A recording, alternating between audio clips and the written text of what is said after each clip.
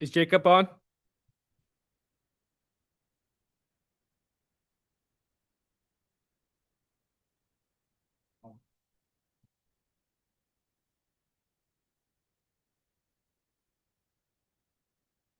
I have to write down Hardison, or I keep calling it Hardaway after Laraway. Doing that, don't you?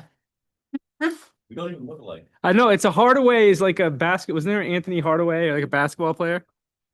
How And are you gonna combine, how are played you for gonna do Alabama Quinn and Thunder. Powers into one down at that end, Dan? I don't know. Don't don't put that in my head.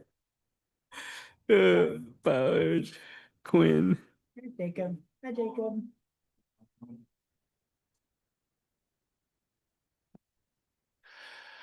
Thoughts and prayers for Jacob Baker's snowblower this evening, if he can. Yep, he can hear me. Yeah. Yeah, in case you're wondering, it still has a doormat stuck in it. All right.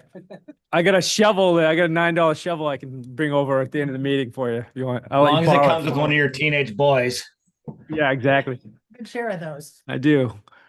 All right. Good evening. This is the Monday, January 26th meeting of the Orono Town Council. It's a winter wonderland in Orono today. We are roll call shows that we have Councilor Laraway, Councilor Hardison, Councilor Marks, Councilor Demerit, Councilor Powers, Councilor Quinn in chambers, and Councilor Baker, who we will, I'm sure, tease more than once about his busted snowblower this evening online. We are Zooming as we typically do, so people can access and monitor our meeting and participate electronically or virtually. Agenda review, this is the time in our meeting we talk about, we have a chance to look through what's been assigned to our various committees, as a reminder to both the council and the public. It's a time for us to talk through and ask any questions about what's coming up on the agenda, potentially add something to the agenda, or ask for any clarification. So are there any items for agenda review this evening as we get started? Okay. I We'll don't move know ahead, if sorry, Dan, I don't know if now to bring it up, but the soccer team that needs to be pulled, I guess, technically. It's on the agenda, right? It's on the agenda. So why don't we? Yeah, yep. We don't want to table it. Can we just agree to move it to the next meeting? Okay. However, Anybody have a that's fine. concern with? Yeah, Andrea? Can we also do that for Shelley's recognition? Oh, I think that makes sense too, right? Will Shelley be with us? Oh, Okay. okay, yeah, no, let's keep it. Good point, but yeah, let's keep it. All right, so we're gonna agree by, without objection to moving the resolution to the next meeting, for the UMaine soccer team. And with that, we'll start with, before we get to the approval of the minutes and while we're looking at the agenda, I did want to ask if, the town manager to give us an update. All of Orono has been concerned about the well-being and whereabouts of Chance Lauer. And I wanted to ask the town manager to give us an update at the start of the meeting. Yep. Thank you. I mean, first and foremost, a special thank you to all the people that came forward, state agencies, local agencies. It's been a long few days with lots of people working hard for what we hoped would be a great resolution. Unfortunately, Chance Lauer was not found over the weekend searches. And as of today, through cooperation with the state game wardens and in that search is, we're still hopeful and looking, but it's a officially suspended search, especially with the recent snowfall. Our hearts and sympathies go out to the family and friends while they're dealing with this. We've reached out and coordinated with the University of Maine and their departments, which they're working actively with this as being a part of their community. And we're hopeful for the best. So again, I think as we move forward, if more information comes forward, I will definitely share with the town and the community as a whole, but that's the status as we are, where we are as of today. Okay. Anyone have any questions? I know that, there's much more beyond that you can share appropriately, obviously, but we appreciate all of the community seem to lean into the idea that, this was a concern for all of us. So we appreciate everything that everyone did to spread the word and to look for Chance. We'll continue to be hopeful for a good result. Next up on our agenda, thank you, Clint. Next up on our agenda is approval of minutes of January 12th, 2026. Could I have a motion? Seconded. Moved and seconded. Clint, are you taking note? Okay, thank you. Any discussion or edits? Okay, we're gonna have to do a roll call vote, so we'll move these hyper fast, but we'll do roll call on this then. Councilor Larway, In favor. Councilor Hodgson, In favor. Councilor Marks, In favor. Councilor Damaris in favor, Councilor Power, In favor. Councilor Quinn, In favor. Councilor Baker. Fair. Yep, that passed unanimously. Thank you. Next up on our agenda is public comments. People are speaking with their feet tonight in terms of attendance here in the chamber. Anybody with us in our worldwide audience, Mitch, that would like to participate in public comments? Okay. All right, we'll move beyond public comments and move into presentation discussion items. We agreed in agenda setting that we would review that we'd move the resolution about the University of Maine soccer team to our next meeting 2 weeks from tonight. Item B is recognizing Shelley Crosby, who I believe is with us as a panelist.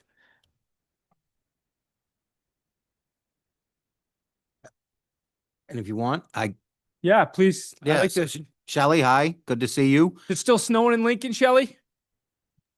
It sure is. We're in a snow globe. Good, good. I'm glad you didn't have to travel to Orono. We'd love to have you in Orono, but I'm glad you didn't travel today. Clint, do you want to share with us? Yeah, so just a little bit of a follow-up, but again, Shelley received at her home a special delivery last week, as well as we received here a copy. We had recognized her and she had been recognized in the fall for the 2025 Standout Local Election Official Award. And I'm pleased to report that Senator Tipping and Representative Gifford brought forward for a recognition of the state of Maine. So she received that at her home, and as well as we received a copy here that she was given recognition for receiving that as well on the house or the house floor.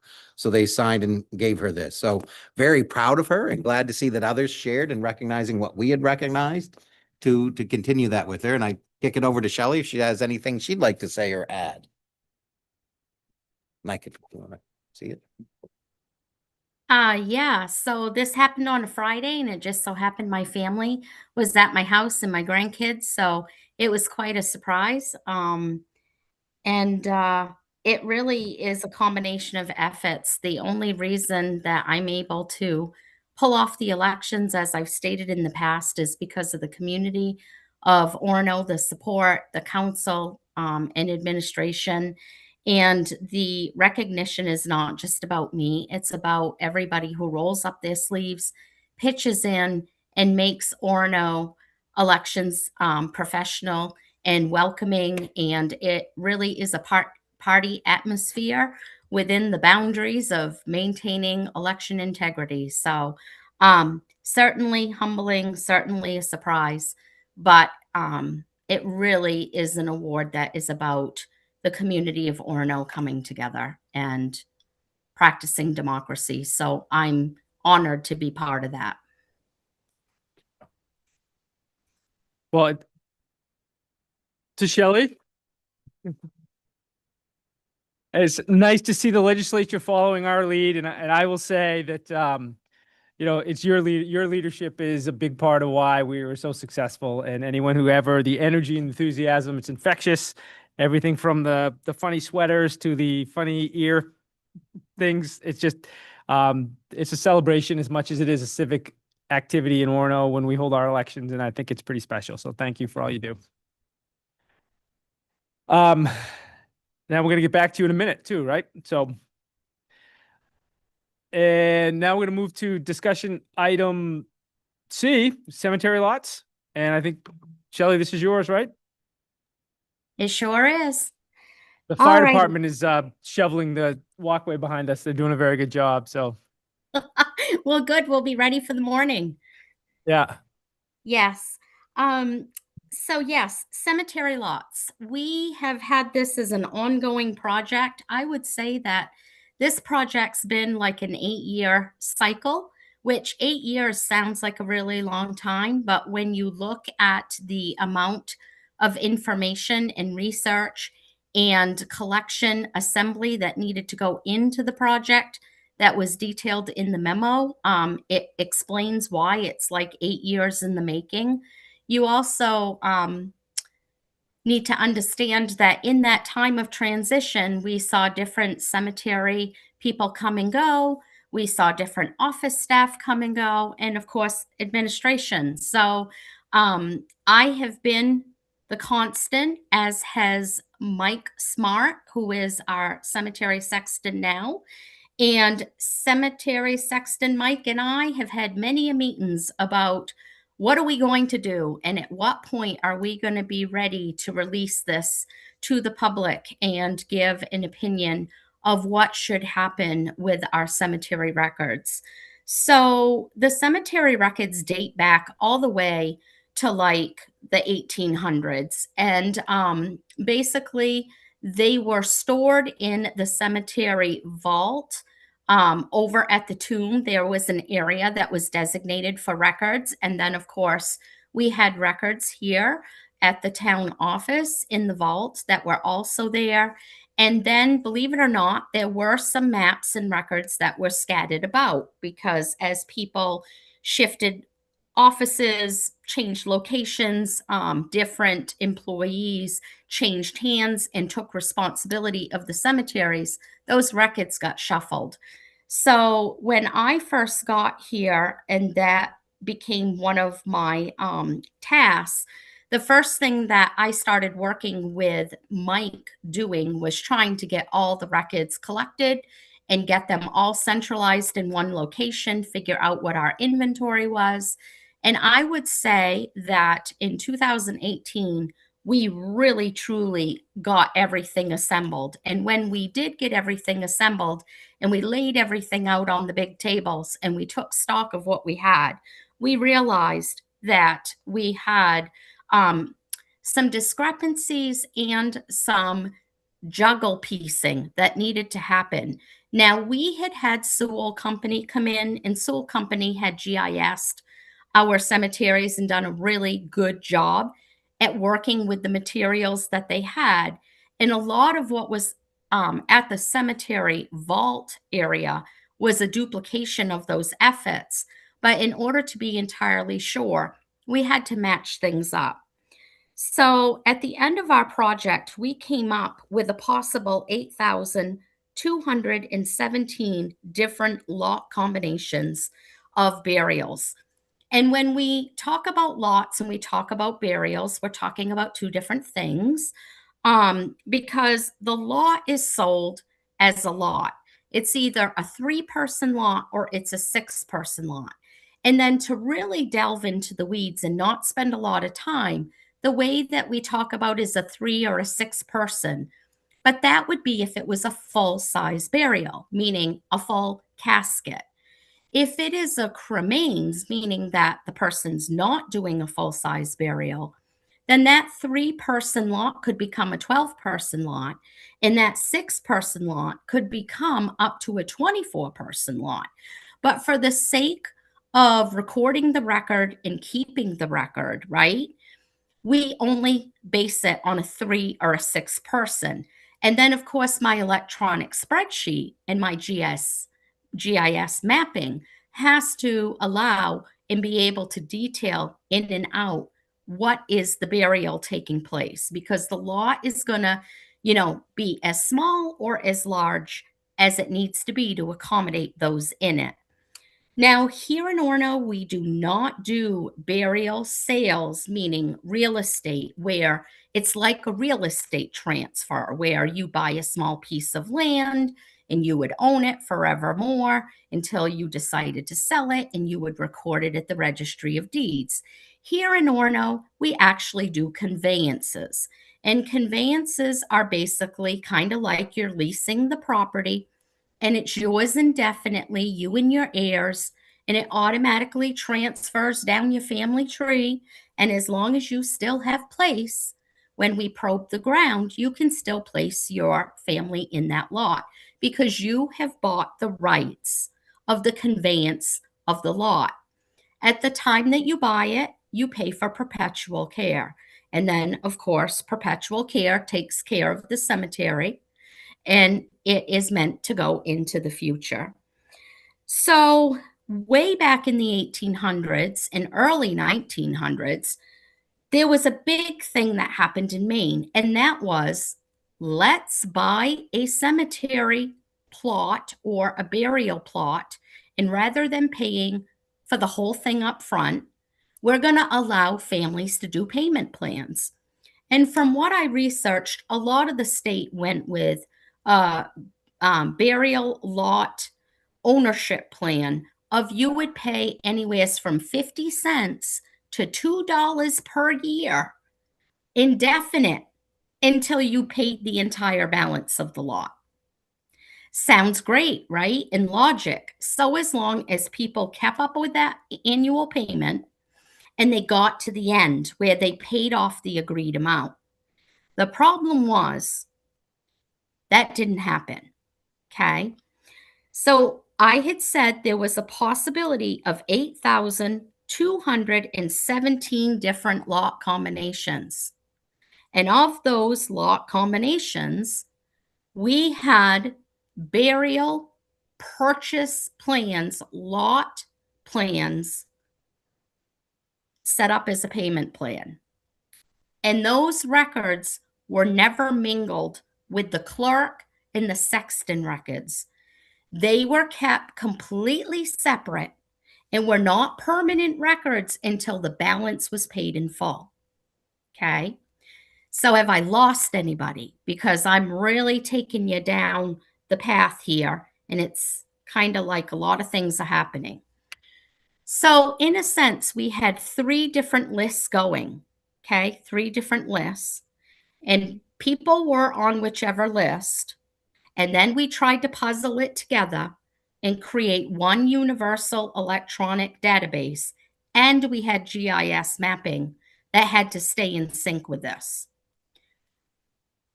So I would say a couple of years ago, my staff and I decided it was time to fully get to the bottom of who still had payment arrangements. Now, these payment arrangements went all the way back. I think the oldest one I found was like 1902. So that was a while ago. And these cards were chicken scratched, where they came in and paid $1. They came in and paid 50 cents. They came in and paid $2. But the unfortunate part of the payment plan was nowhere on these cards did anybody ever put down the size of the lot or the agreed amount price.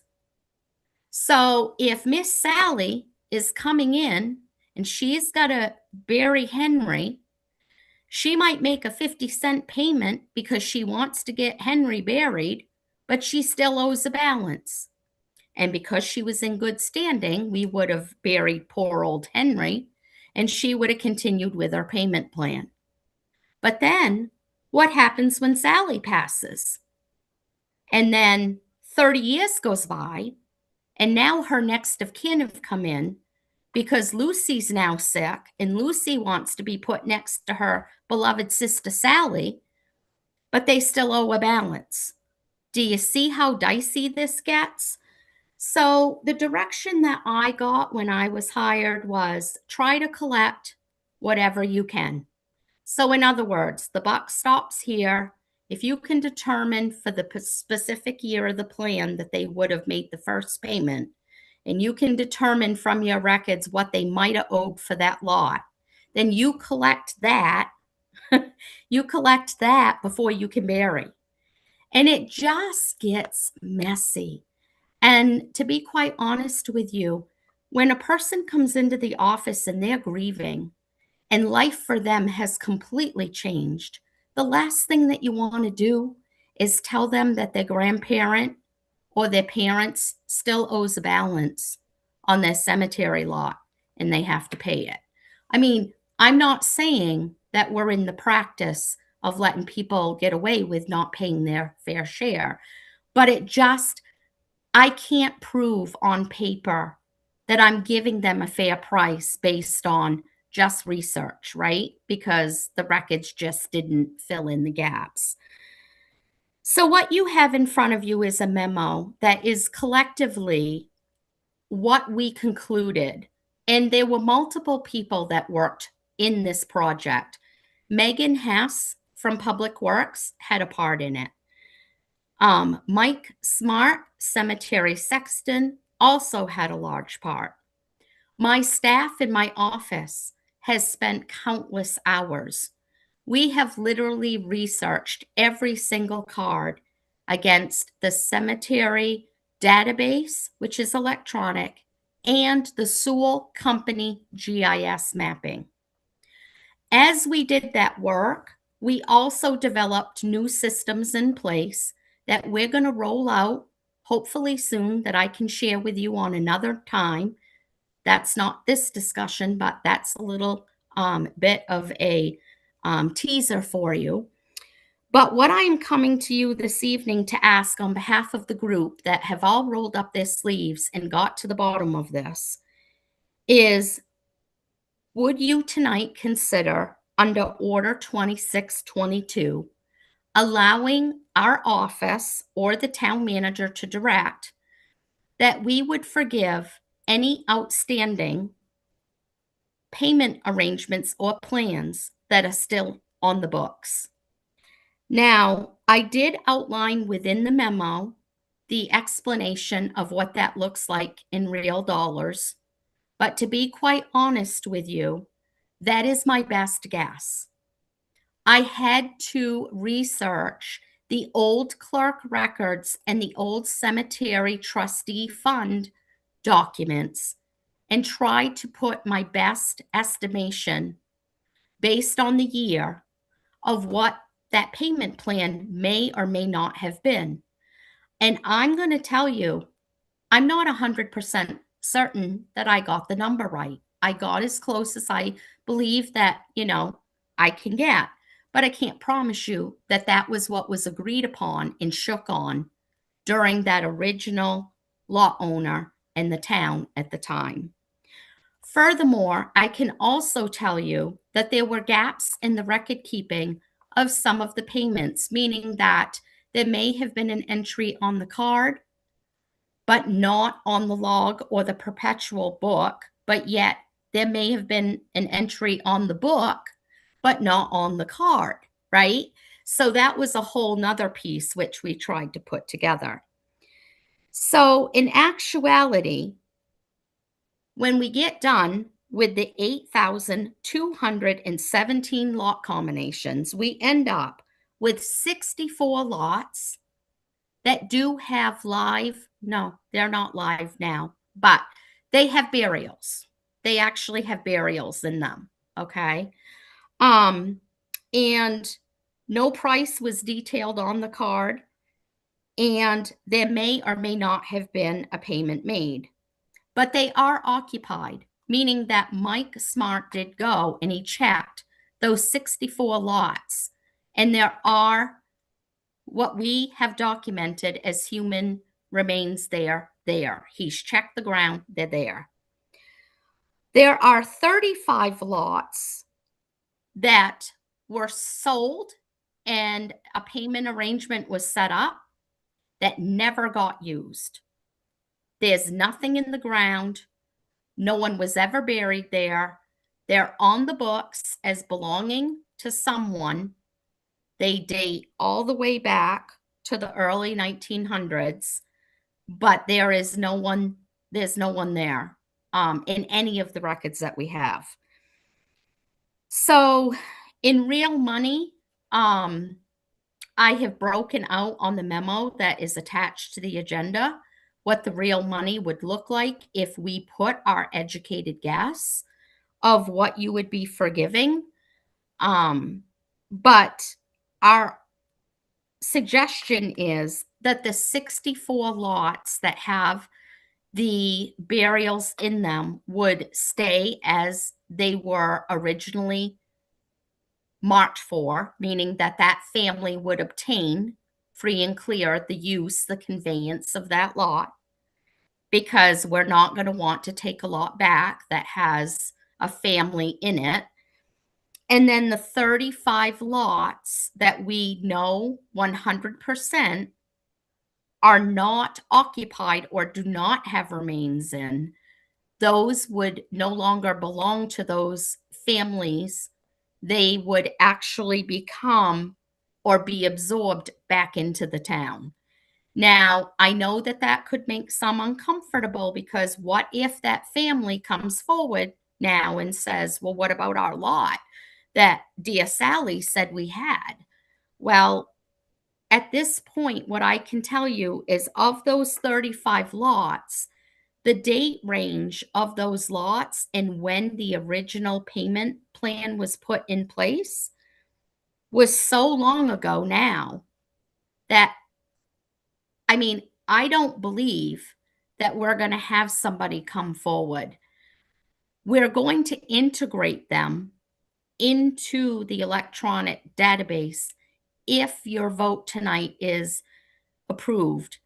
And we are going to keep that record, and there will be a plan put in place if that was to happen to accommodate those families.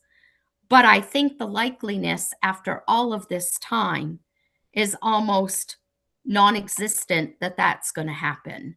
Because if someone got a lot in 1926 and they've never used it and they've come and gone, chances are the next of kin in all likeliness either doesn't know it exists or is likely not to be here. Now, the important part to remember about all of this as we talk about our cemeteries and we talk about our conveyance system is that in the town of Orono, you cannot buy or purchase a lot unless you own property here or you live here, meaning you must be a resident of Orono. So at this point, I just don't see those lots ever coming up as somebody feeling as though we took something from them that belonged to them because they never even made a single payment. There's not even a single payment made on the 35 lots in question. So I tried to explain my memo. I hope I did it justice and I haven't lost anyone. I am here for questions, and that's what I have for consideration. Thank you, Shelley. I have a question and a suggestion. Does anybody else? I'll go last though. Anybody have any questions? I have one, but I just want to say thank you. This seems like a tremendous amount of work, and it also seems like a lot of respect for the families and folks who are affected by the situation after a loved one has passed. So really thank you for that. This seems like a good plan to me. I guess I really just did want to also ask, I know you gave us data here on the current price if someone buys a lot now, but I also was just curious, do we have a lot of lots available? I mean, for folks who want to be buried in Orono, is that an easy thing for folks to be able to do? Or is our cemetery nearly full? Like, what is that situation for current residents of Orono? So right now, to answer your question, we do have a good amount of lots that are left. We have identified areas of the cemetery that are wet or problematic. So that does limit to some extent the availability of space that we have. We have some creative and innovative ideas to go into the future, Sarah, to expand our cemetery for the future that could open up some possibilities. And that's kind of a teaser thing. What I will tell you is that we do, because of the University of Maine and the transient population, have a lot of people that will put in requests from time to time wanting to be buried here in Orono because perhaps this was the best time of their lives and they want to return and be here for their final because they made friends or they started their families here. And unfortunately, if they don't currently own the land, I mean, they don't still own property or live here, then we have to say no. Per our ordinance, we can't allow you to purchase a lot. So this is something that we're going to want to talk about nearly soon because Mike and I both have to field those kinds of questions.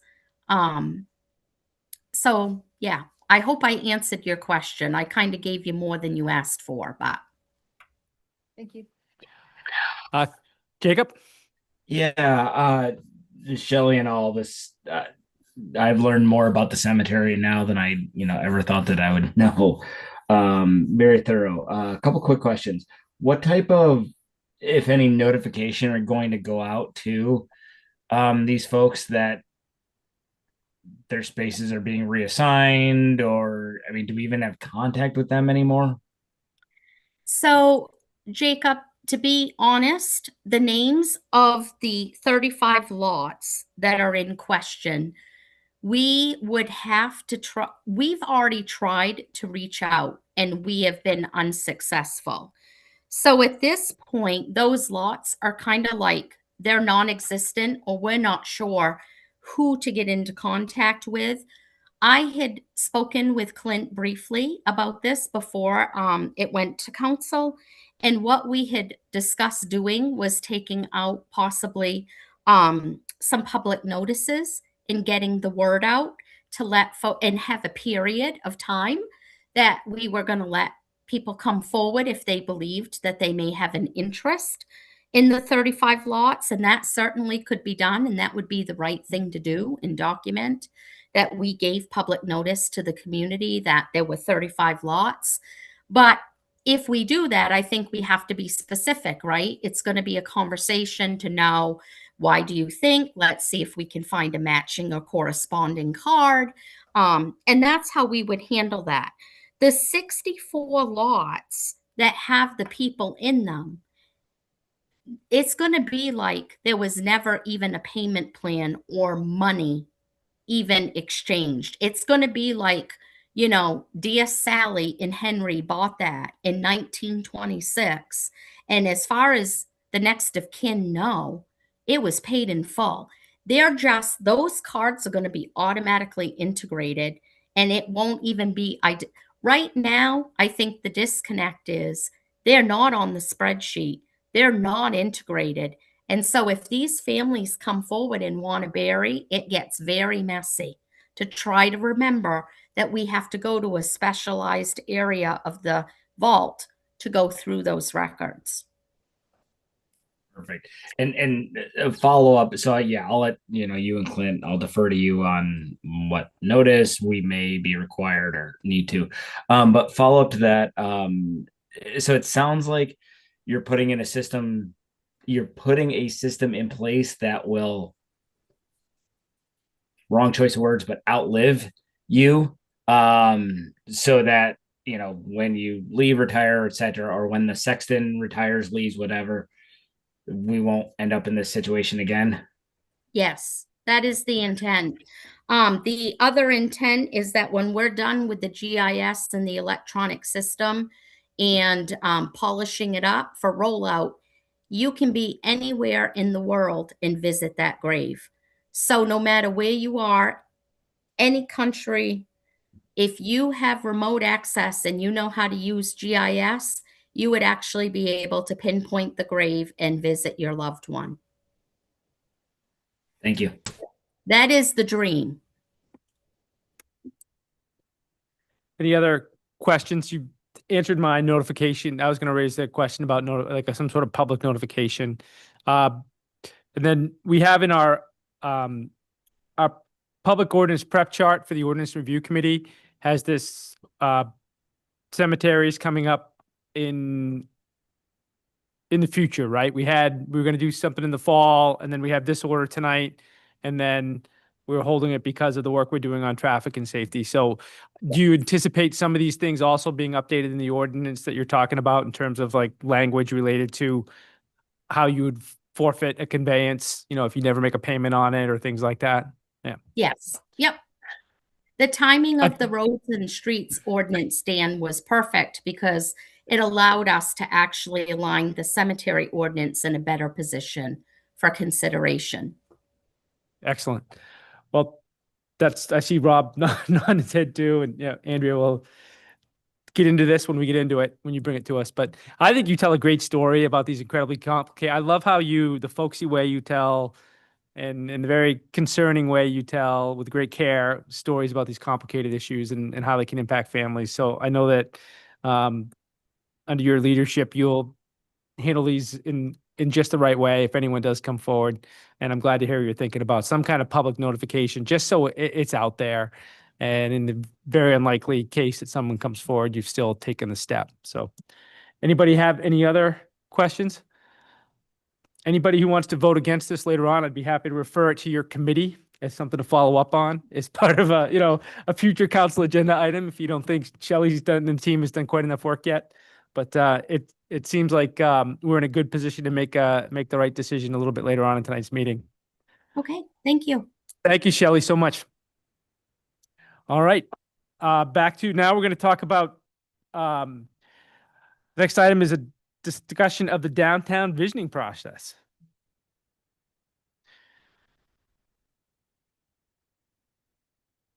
Hey, Jay, thank you.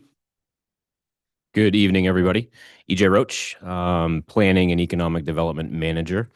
You received in your packet a recommendation from my office to take a closer look at really diving in on revitalizing the downtown and coming up with a plan. During my interview process with the town, I was able to kind of describe some of my past work in economic development and my understanding of how downtowns can really become that catalyst to really spur that community spirit, becomes the beacon of economic development, community pride, all the things that I'm sure you can all think of a downtown, including downtown Orono, that you've driven through or been to, and you remember exactly what you saw, exactly what you felt, exactly what type of resources were there. And that's what the power of downtowns is amazing. So talking with Clint, he wanted me to put together kind of a memo to explain what are our next steps.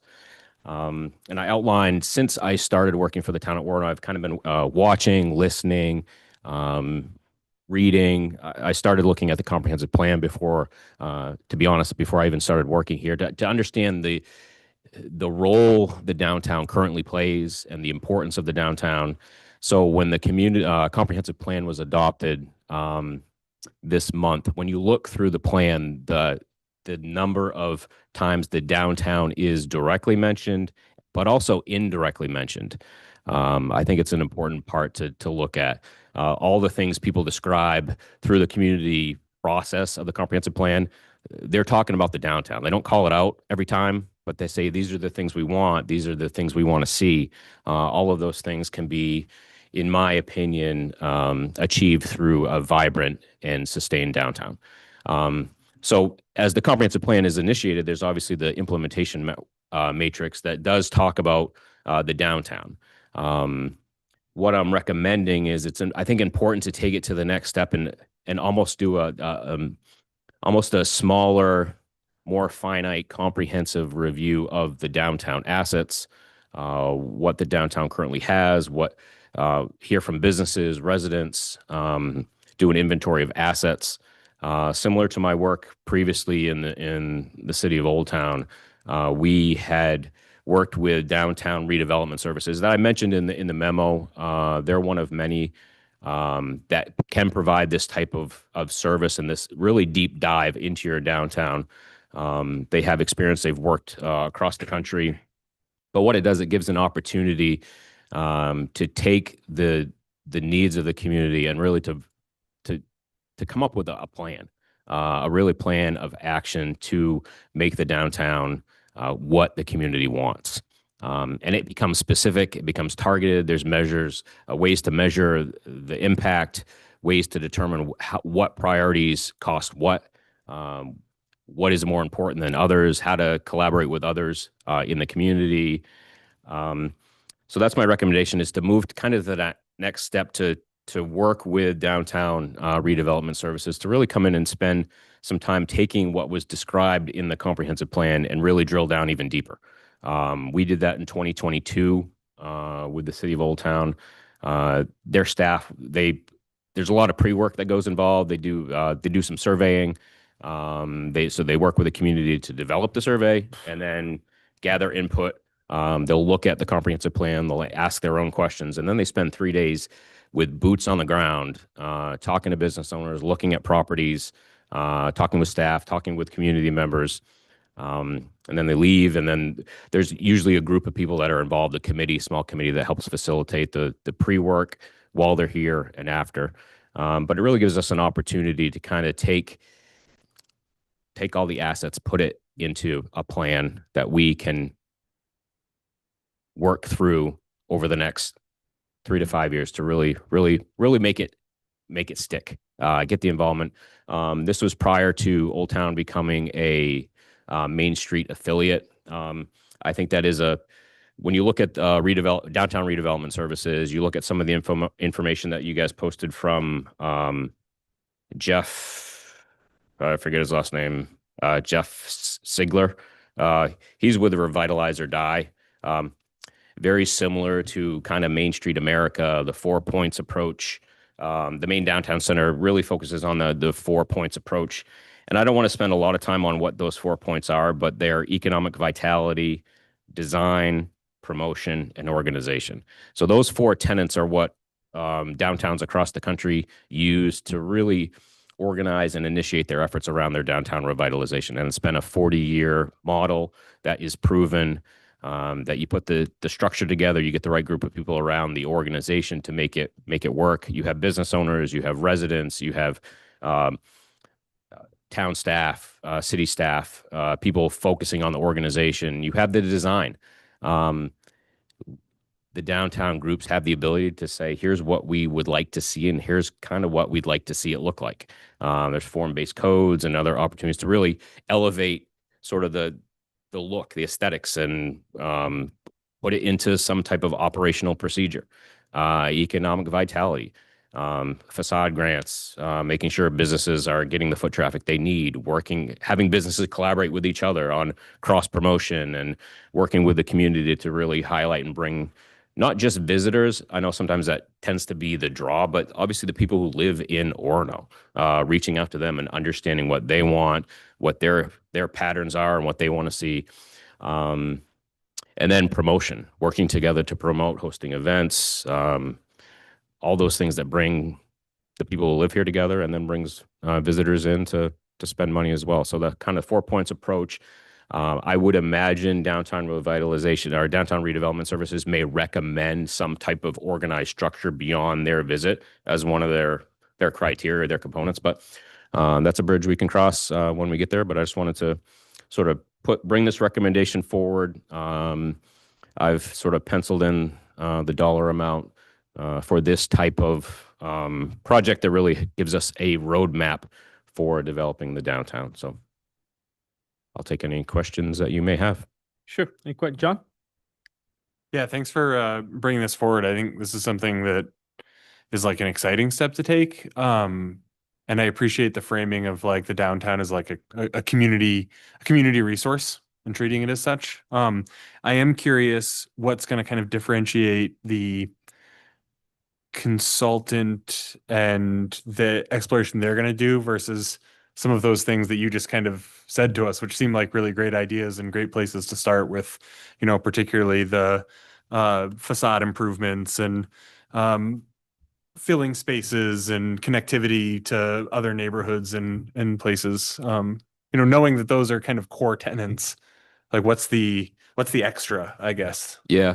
The extra, I think when you bring in people from the outside, they have the ability to kind of look at a community with no bias opinion. They don't live here. They don't work here.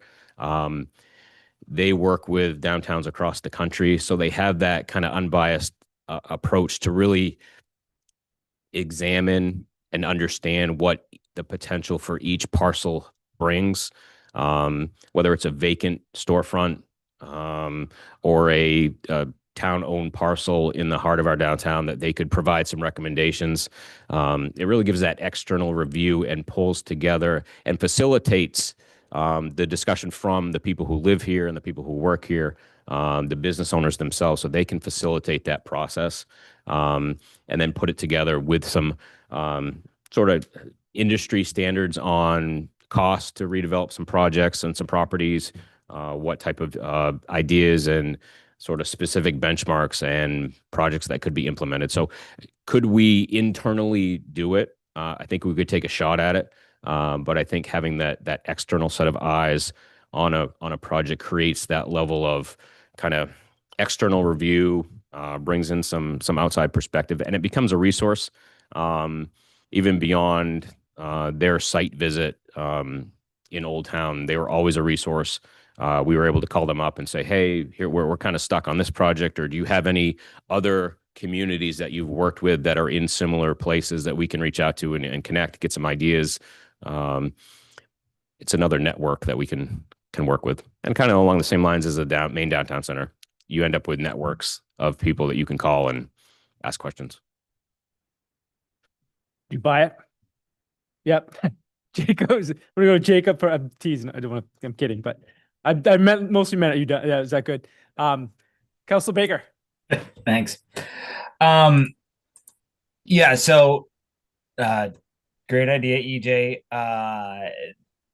Looking at their website, Old Town's the only New England town that they've worked with. Are you comfortable with their experience and ability to understand kind of New England and our needs? And Having worked with them directly, I think I'm not sure why we were the only ones from Maine. We may be the only ones from their website, because I do believe when we participated in the process, there were other communities in Maine that were part of the Forest Opportunity Roadmap that participated in that. We may have been the only ones that maybe completed the process or brought them on board. But looking at some of their other projects and having worked with them beyond their work here, they are connected with Main Street America. So I've worked with them when we attended the conference down in Boston for the whole Main Street community. And they have come back to Maine to participate in some other trainings. So despite us being the only one listed on their website, the work they do is grounded in some of the philosophy of Main Street America. They are a partner, so they're recommended for any downtown community as a viable partner. They understand the work that we're all doing, and they have the capacity to do so. So awesome, cool. And then the statement, just need to drill into them the importance of working with the university, and they have to be part of anything that comes out of this, because I mean they are one of the three pillars of the town. So exactly. Okay. Councilor Marks. Thanks, CJ. I just want to say, first of all, how excited I am that we're talking about this. I feel like it's something that we've been hearing from members of the community about for a really long time. And I think there was a reason that this was waiting, because we were waiting on the comp plan. And I think we were waiting to hear a little bit about what was going to happen or not happen on the Route 2 corridor project. And I feel like it's a really exciting time right now that we have the comp plan in place. We know that this section of Route 2 is going to be done by the Maine DOT. So it's a really nice convergence of things and a chance to really do things that folks in the community, at least since I've been on council, have been asking for. And I really appreciated the call out to the line in the comp plan, which really hits like all the things members of the community come and talk about, whether it's visual appeal or beauty or community spaces or green spaces or feet on the street or enhancing connection to the river. As you said, sometimes the word downtown doesn't get mentioned, but it's always really about this downtown area. And I think there's a sense in the community of a lot of the other areas being kind of where folks want them, and maybe this hub area not quite being what it could be. And it's still lovely, but it could be more. So I think it's really exciting. So I first just want to say that. And I appreciated your comments and framing about the consultant. I had a little bit of question until you were talking, and I think you might have answered what I was looking for, but I want to cycle back. You talked about the pre-work that would happen before this consultant came in, and you mentioned perhaps some small committee or committees. That's the part I wanted to hear more about, because I think the consultant makes sense probably eventually, and this outside opinion and perspective and expertise, but I feel like we might not quite be there yet. I feel like what we are at is maybe the convening of the small committee to do some preliminary talking of stakeholders, some business owners, all these individuals that we on council know because they've been emailing and calling and showing up at comp plans, and maybe putting out a call, to those folks who've expressed interest, and then also obviously on the website to the broader community about who might want to be on this smaller pre-planning committee. Would feel a little bit more comfortable to me. So we've begun a little discussion before we bring that. It feels a little premature to bring the consultant in. So I think you already addressed that by saying there could be some pre-work perhaps with a committee. And if I understood that wrong, please correct me. And if you have more you want to say about that pre-work, I'd like to hear, because just the few people I mentioned this to this week were like, yes, and I would be interested. And I think there's a passion and an interest. And if we did that pre-work, I think we'd get more value out of the consultant when they came, is I think where I'm at. Anyway, I'll Exactly. turn it back to you. Yeah, and I would agree. The reason we came forward with this proposal is as we're in the budget process, budget development. So the vision ideally would be to put that group of people together tomorrow, to start pulling that group to understand, to do kind of a little bit of what I did, to look at the comp plan, start to pull in other resources, have those discussions and say, what's our next step? And then help and include them in the process, to select a partner, select a consultant, be involved in putting some of those questions together before they even get here. Because I've worked in Orono for 2 months. We need people that have been here longer, who understand the downtown, who can be part of that process, not just understanding as we go through it with a potential consultant, but being there beyond being there in the long term. They're the businesses that work here, people that live here.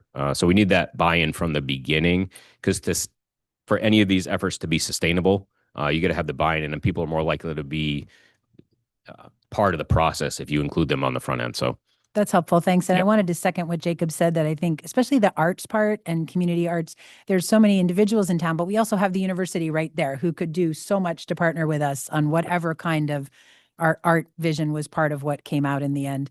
And then I think this is sort of a follow-up question to that, and then I'm done, Dan. I do want to understand also any timeline constraints we have on the other end, and maybe Clint can speak to this more about when decisions may be made, for example, about the building across the street and whether those all stay parking spaces or some of that turned into green space, for example, or whether things that might be affected by the Route 2, like, is there a kind of a time by which we need to try to be moving things forward to get this, not just this pre-work with a committee, but also this consultant work done, so that we haven't had to make decisions on somewhere sooner than when we get to the end of that process? Does that make sense as a question? As far as timelines, the priorities on like Route 2, that's a DOT project. So the project's specific to that. But if there's opportunities, we're keeping aware. Same with the police station. We have some hopes and goals for things that could happen there. But during the initial phases, it's focused in on becoming the police station, creating adequate parking, and then see what we have left over. As far as designing them in now, I think we've got a lot of flexibility. This is the right time to have these conversations. Okay, so it doesn't sound like, by 6 months, we need to have a vision, or we're going to be having to make other decisions too soon. Okay, thank you. Anyone else on this side of the table? Matt? So thank you for this. Looking through the comprehensive plan, I'm sure you all have it right in front of you, the implementation matrix. Yeah. But this is perfect, right? I'm going to take my Phil Ruck nameplate out and put it right next to mine, because Phil will chair the comprehensive plan committee. And in year one, we were supposed to, enhance the feet on this. The matrix recommends in year one, ordinance change, enhancing the feet on the street, more people living and working in and around Orono's downtown. But we're talking about it in week 2 of the comprehensive plan being approved. So thank you for bringing it forward in such a timely way. And those, implementation pieces or matrix, this aligns really well with that. And I was glad to hear we got some, do you need anything else from is this going to come forward in a budget piece, or how is this going to come forward? I think there's probably, based upon what we said tonight, obviously it'd be part of the budget. Yeah. That's where his recommendation is. So we want to make sure he understood that. And part of this too is how are we going to engage more with the public? And I think that's the part that we're still working on, but I think from what I've heard here, as a council, it doesn't need to be a council-driven conversation or committee-driven conversation. Councilors can participate as residents, and we could have more public-minded, open conversations that you can be public members instead of councilors again for a change. Sure. Yeah, except that I do think we need to appoint whoever that pre-committee is. Like, I If we feel have a like, committee. I Yep. think, I mean, I guess I want to ask fellow counselors, I feel like the pre-committee is important, like personally, before we jump. Very much agreed. So I would like a process where, you know, a lot of us know folks who've been talking about this for a long time that we could individually email out and, you know, the invite, but I would also hope it would show up on the website and on the sign up front and, you know, everywhere else that it possibly could go to say, hey, we're starting this process. If you want to be on this committee that's going to work on this, here's how you put in your application, and those funnel to NECAP, who looks at them and appoints people, I would guess, unless council wants to all look at them and appoint. So those would be the two options, I would think. Do you think we need a formal committee, like looking around other people? I kind not because I actually think there'll be a huge interest in this to start with, like Yeah. a really big interest, which is a great thing. But I think at that point, a committee structure might help. If you end up with like 100 people who all want to have their say all at once, it can make things a little bit difficult. And so, but I want to have those community meetings, obviously, and have those times where we have the town meeting where everybody comes in and has their say and has their stuff. But I do think maybe the work that gets done might be a little more streamlined with a committee. But then again, if only 5 people want to do it, then I Yeah. If then no I one don't think that's the volunteers, we will problem. revamp, right? Sorry, Matt, I didn't mean to interrupt. I mean, if no one volunteers, that's a different thing. But my take is folks are going to from the passion that Yeah. we've been hearing. Yeah, But the go on. downtown is a very EJ, important thing. EJ, you've been through this process before. What do you recommend? I think there Whether will it be be. formal committee or what have you. I think at this stage, I think the interest will be there and people will want to participate in this because I think they will be able to feel directly connected to the results that are going to come from it. And I think there's some excitement. There may be, as we work through the process, the need to adopt more of a formal committee structure as we move forward, perhaps with some of the recommendations. Yeah, but I think the interest will be there, and the various groups that you know and that have participated in the past, there will be people that will sort of rise to the top, and you put the call out, they'll be at the table. Yeah, I'll say, I mean, I wouldn't be surprised at all if you're right about that there's going to be plenty of interest. I also think Matt's point is a good one, that having a few people who are designated with the responsibility to make some decisions, I think could make sure that the work happens efficiently and effectively while taking into account a lot of public input. I also I pretty much agree with everything you've said, Sarah, here. I mean, I think getting people together earlier on who have some sense of what the community wants and is looking for prior to working with an outside consultant will help us get a lot more bang for our buck, a lot more value out of things, and be a much more effective collaborator with the consultant in getting what we want. John? Yeah, I just wanted to say, and EJ, correct me if I misheard this, but it sounds like there's a part of this that is that pre-work and that is part of this consultation process. And I think, you know, if we're bringing in, I personally think that, you know, maybe there's parts of this, we have this 1-year goal within our comprehensive plan that we shouldn't even necessarily wait to jump on if there's things that can be done. And I don't want to like slow down that process, but if we are going to go through a consultant and bringing in folks that are experts in this space, that if they say like, hey, have a system of pre-work, let's do their system of pre-work. Yeah. And not be not be trying to do more than they need in that moment. Because I was looking through some of the final reports that you had linked in your memo, which I appreciated. And those were recommendations that came out of that, was kind of the structure of those committees and who can be involved in those things. And they seemed very like formed around the specific needs of those communities, around like what those committees might look like and how they might function and who should be involved in those things. And that seems like a value add that would come out of that, rather than trying to do it all first and then have them get here. Yeah, I guess if we could understand a little bit more about what the steps are in like an organization like this is a process, and Yeah. if whatever we were to put together matches sort of what it is that they would be looking for from us. I also just like, if either you or John or someone could point me to where in the packet, because I went scanning through and didn't see what answered my question about pre-work, so I must have missed it.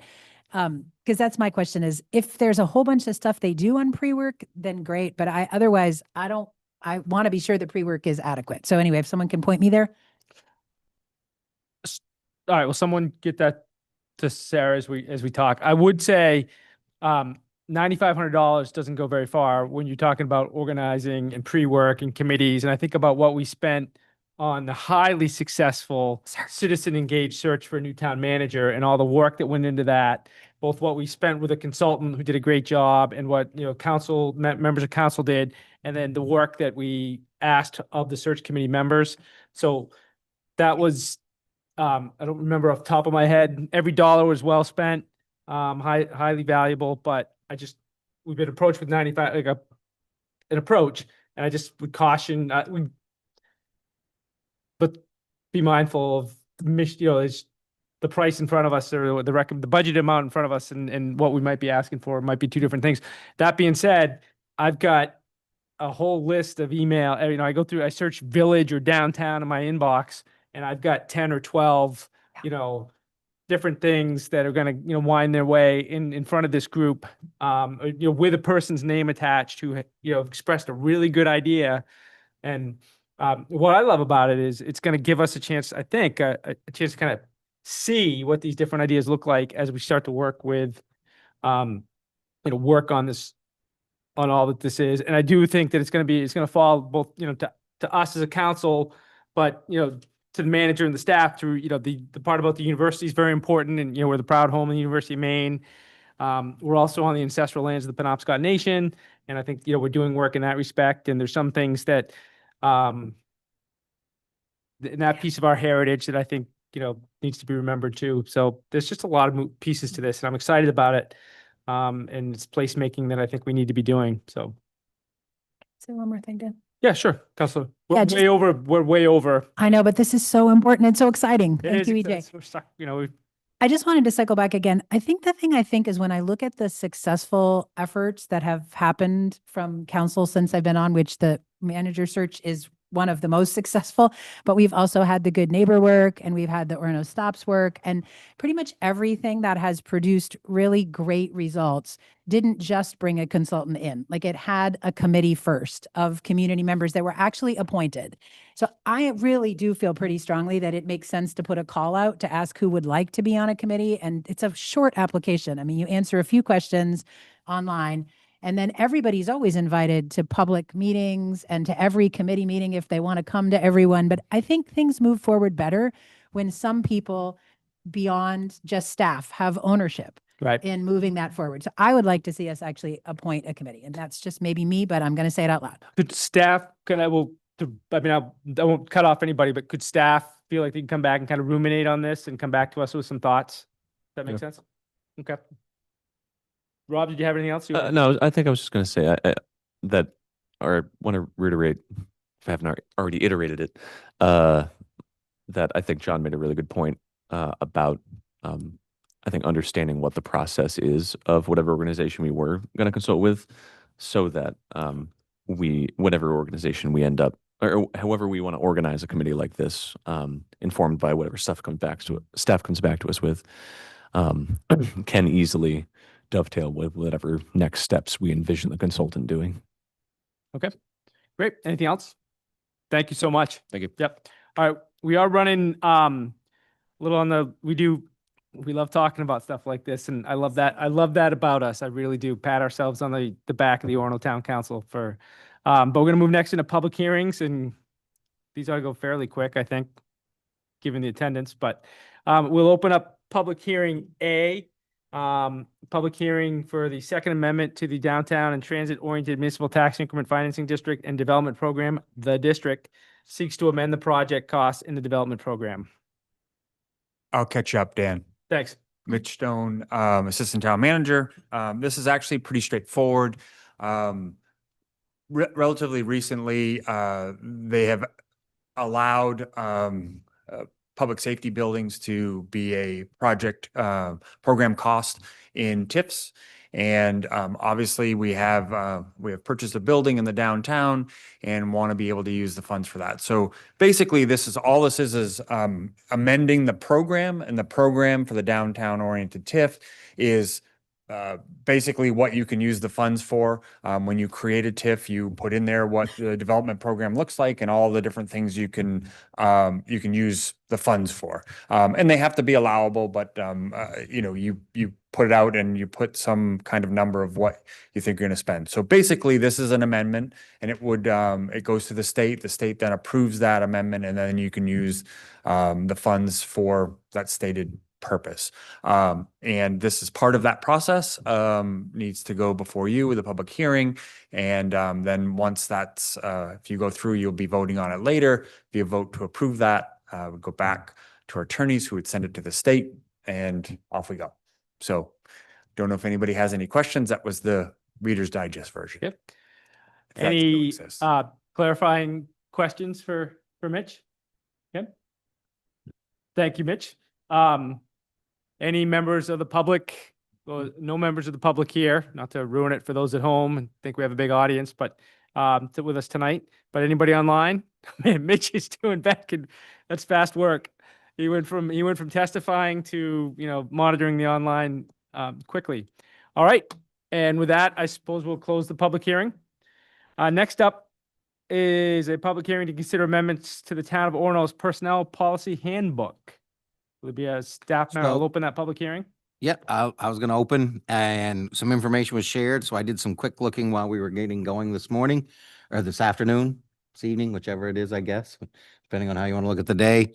And my apologies, in the conversion to go from Google to Microsoft, we're using PDFs, and it would appear, I'm not certain, but it would appear that when you convert a Microsoft Word document to a PDF and it's got red lines in it, it decides to accept the red lines for you and put them into the PDF accepted.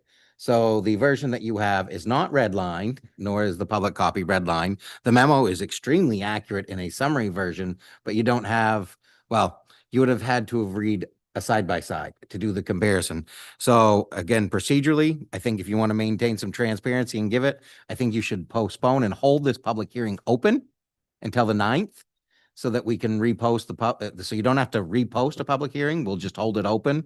We'll put it on there, continuance of the public hearing. The minutes will reflect that you continue the public hearing to the next meeting, and the red line version of those copies will be made available to you. Again, I just repeated it and opened a red line version and said convert to PDF, and it did the same thing again. They were gone, and we did not realize that, so I apologize. Thanks, Clint, because I was planning to come in and ask if we could do that. So thank you. I mean, even though there's a good summary that's there, I think it's better to hold it open till the 9th, if you're okay with that. Okay. Anybody have any concerns with that approach? We don't have anyone online who's ready to testify or speak on this public hearing. All right, if that's the case, so you say we can hold it open? I think so. I don't see why you can't hold a public hearing open without closing it. Okay. We'll make it clear in the minutes and the next agenda. Okay, we'll hold this public hearing open then till the next meeting of the Orono Town Council. I'll confirm, make sure there's no rules. But again, this is our own local rules, not a state ordinance. It's our own that we would do this by hearing. So, yep. We just close the public hearing and hold another one. Good. It's up to you. Let's do that, just so, Okay. okay, we don't have to worry about whether we're doing it right. So we'll If close we- it. If we hold a second one, though, does that make us have to notice it a certain number of days that we won't be able to do? Yeah, we So would I have to, actually think. and again, we'll have to look at the might date. need to Yeah, hold so it I'll just have to open. make sure we meet the notice requirements. Yep. Yeah, Okay. let's do it that way. And that way, yeah. It makes sense to notice it if you're Yep. gonna have it, All right, item 7, that concludes our public hearings for tonight. Item 7 is acknowledgement by council members. Let's start, John, with your end and move down. Jacob will get you, after Matt. Yeah, thanks. I just wanted to thank the members of the town staff who have been giving wonderful tours of all the public facilities. Gotten to go to the library, the town office, the water treatment facility, Public Works. I'm getting like the full tour. And everyone's been very welcoming as I've come through those spaces, and it's been a really cool opportunity to learn a lot about the individual projects and things that folks are excited about. So I just wanted to thank all of them. Excellent. Matt? I would just want to acknowledge the brave people in Minnesota who are exercising their First Amendment right. Okay. Thank you, Matt. Council Baker? Public Works staff we haven't gotten a lot of snow except for today, but they've been on the roads a lot. So appreciate it. Councilor Marks?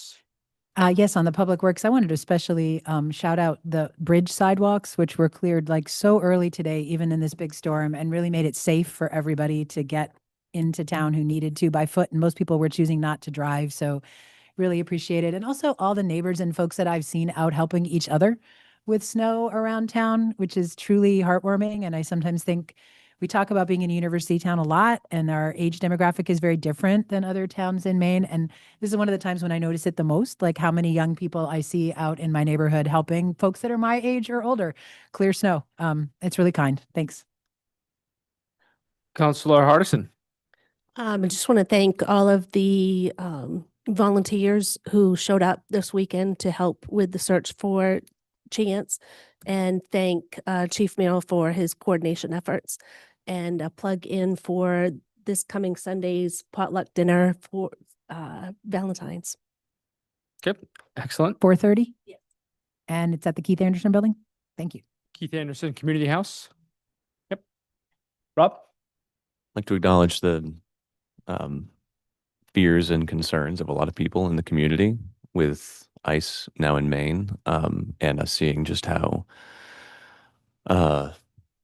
badly things can go with this force that's being deployed across the country. I think Portland and Lewiston are pushing back, and as Orono and Bangor is sort of the next big diverse area, our town has a lot of people, a lot of international students, a lot of immigrants trying to just make their lives here.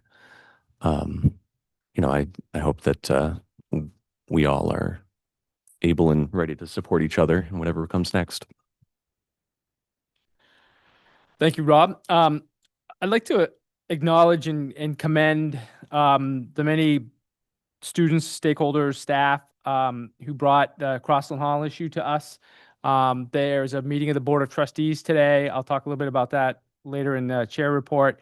But about a dozen people, they converted the meeting to online and Zoom because of the weather, and about a dozen people signed up and participated in that discussion and made their case. Ultimately, the trustees voted to move ahead with the North Campus project, which included the demolition for Crossland Hall.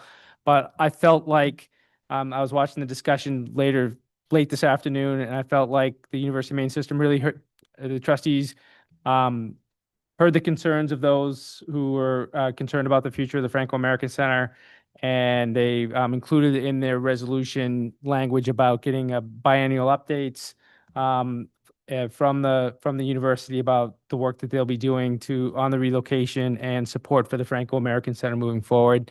I know that's not the result that people necessarily wanted, but I thought it was a good example of activism, I guess, in a public meeting.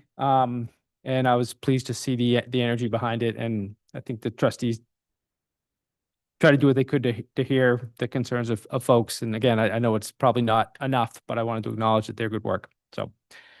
And their good work with us. And I appreciated greatly that the work that our town staff did to be transparent about our process and give people updates and a chance to make sure that they were engaged appropriately. So we have a set of rules that we work by in Orono, and we're careful as an institution not to inject ourselves inappropriately into the decisions that should be made by other public institutions. But I thought we did all that we committed to do in terms of engagement and transparency. I thought we did, and I appreciated the work staff did to pull that off. So, Okay, that's the end of acknowledgements by council members. The consent agenda, this is an opportunity in our agenda, item number 8, for us to vote as a single action on a number of items. Any member of the council or any member of the public can ask us to pull something off the consent agenda and take it up as a separate item of business under action items later in our agenda. Any concerns, anything anybody wants to talk about separately? We get a motion on the consent agenda. Second. Moved and seconded. We'll take a quick roll call. Councilor Larway, In favor. Councilor Hardison, In favor. Councilor Marks, In favor. Councilor Demerits in favor, Councilor Powers, In favor. Councilor Quinn, In favor. Councilor Baker. In favor. Great, that's unanimous. Now we'll move on to action items.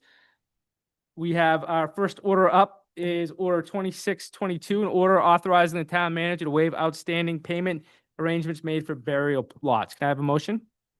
So moved. Seconded. Moved and seconded. We had, for anybody tuning in late or watching later who skipped over the first part of our meeting, we had a long presentation and a memo from our town clerk on this topic. So I don't think it's necessary for us to do anything else in terms of presentation. Mitch, we don't happen to have anybody online who wants to say anything on this item. Anybody have any comments they want to share? Okay, let's move into the vote then. Councilor Larway, In favor. Councilor Hardison, In favor. Councilor Marks, In favor. Councilor Demerits in favor, Councilor Powers, In favor. Councilor Quinn, In favor. Councilor Baker. In favor. Excellent. You keep me waiting for a second on these. I'm wondering if you're thinking about, It's yeah, fully the lag. Even though we now have fiber in the neighborhood, apparently there's still a lag. Nothing bit for of a you. lag. Yep. Just waiting maybe for a dad joke to come across the line. Now we'll take Order 2623, an order authorizing the Second Amendment to the Downtown and Transit-Oriented Municipal Tax Increment Financing District and Development Program to amend the project cost in the development program. Can I have a motion? So moved. Second. Moved and seconded. Any questions beyond what we discussed in the public hearing? Presentations? Nope. Anybody online who wants to, okay, any discussion by council? Okay, all those, okay, let's do the roll call. Councilor Larway, In favor. Councilor Hardison, In favor. Councilor Marks, In favor. Councilor Demerits in favor, Councilor Powers, In favor. Councilor Quinn, In favor. Councilor Baker, In favor. and that is unanimous. Order 2624, an order authorizing town manager to expend funds to cover the purchase of a motor and installation by Jackson's Automotive of Old Town for the repair of a frontline police cruiser with funds drawn from the vehicle maintenance and repair line. Could I have a motion? Second. Second, and will someone tell Amanda that I didn't miss a single motion? And well, so if I don't knock on my gavel, but all right. Chief Merrill, thank you, sir. Good evening. So I think that the memo that I prepared is fairly self-explanatory. The only thing that if council wants to discuss would be which route we would like to take. Should you like to indulge me in allowing me to put a car back on the road? So the gist of the memo is about a week and a half ago, we had a significant failure in one of our frontline cars. Well, one of our officers was responding to a call. Long and short of it is they were able to limp it back here. It sounded very detrimental when I heard it out in the parking lot, and then we towed it, had Jackson's and Old Town look at it. They told us it was ultimately something that is not repairable unless we get a new or new to us motor for the car. So I know that in the past, I've had to do this before and we've gone with the used motor route. It's a little more economical. Given the car does have 83,000 miles on it, I'm not seeing it stay on the line for another 8 to 10 years. So I would recommend that we go the used motor route. I've had good luck with that in the past. And speaking with Joey, who's one of the owners at Jackson's, it's a motor that comes from a place that they've had good luck in the past getting parts from.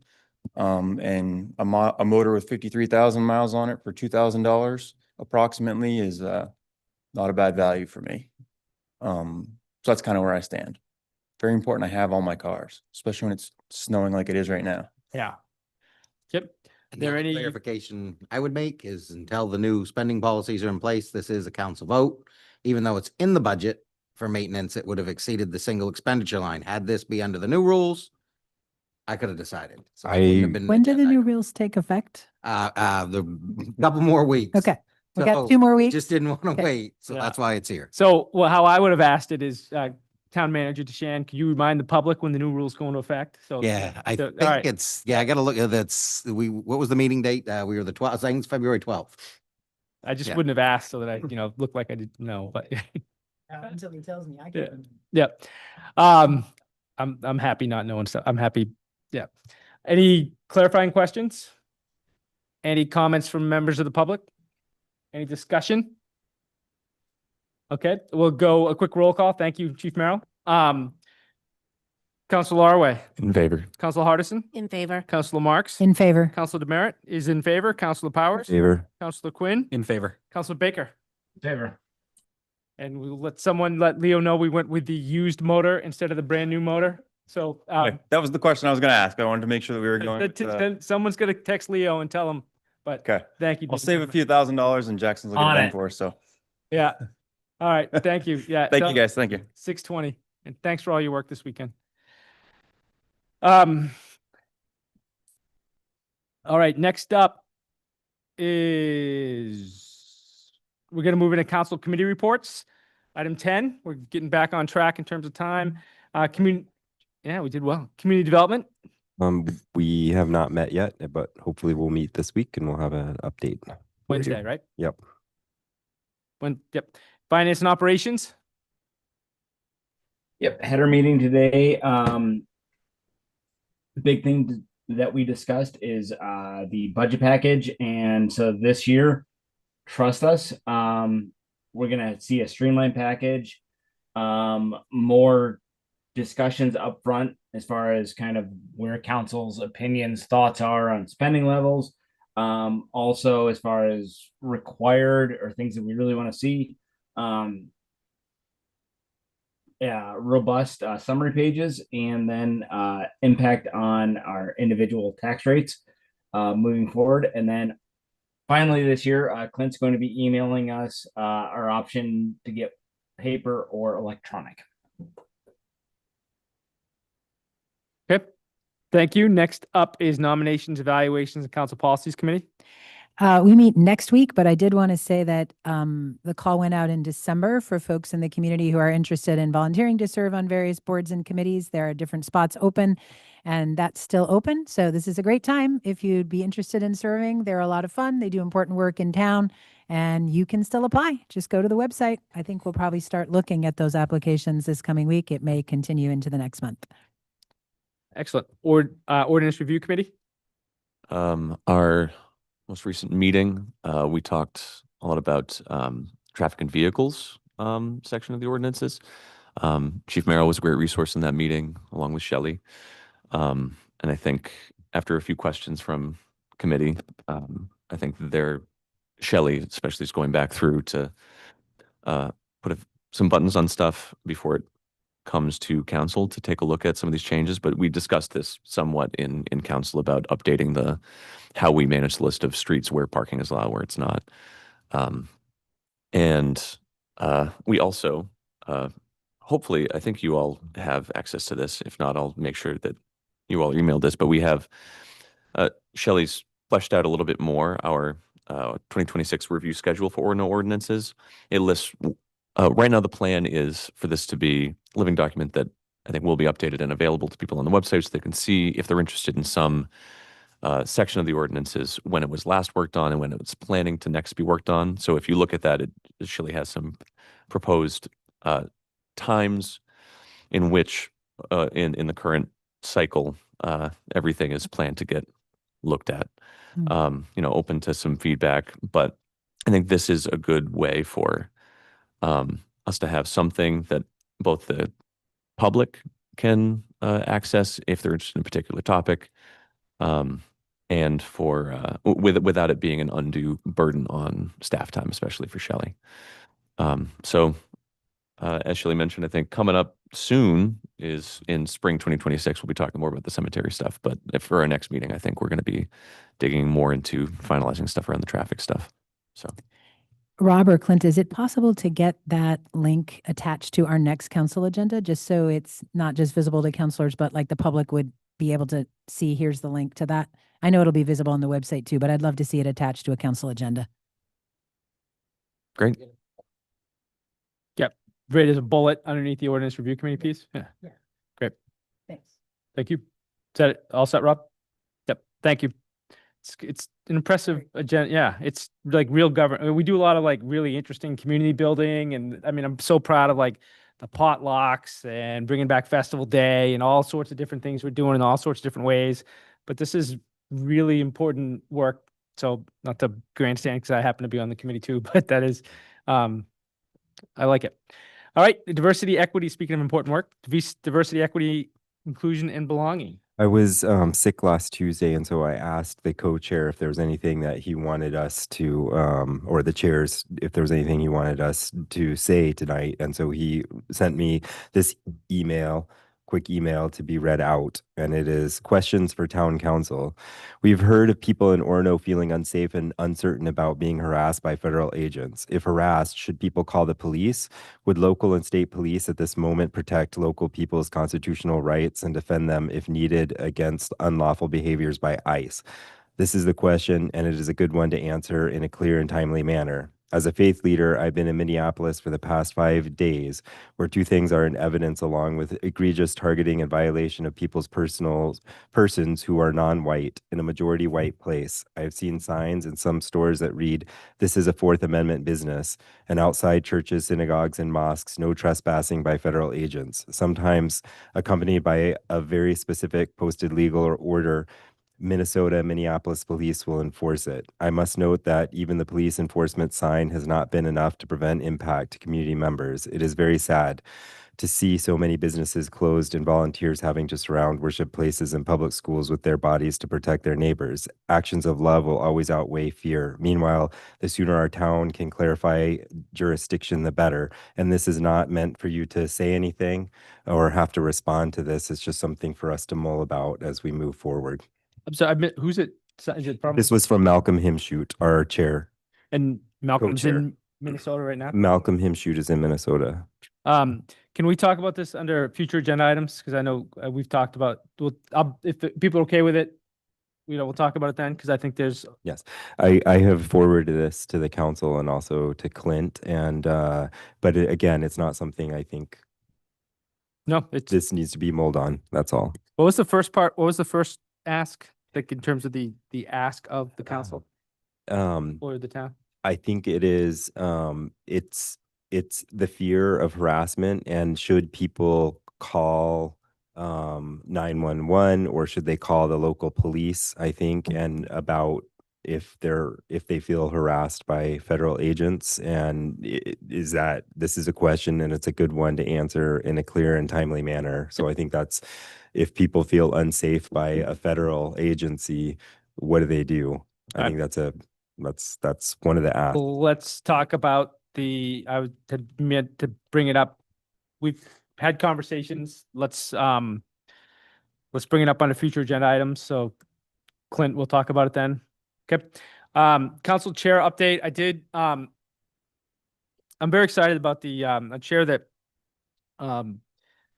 very excited about the comprehensive plan. I'm very excited about our commitment as a council to work towards implementing the plan.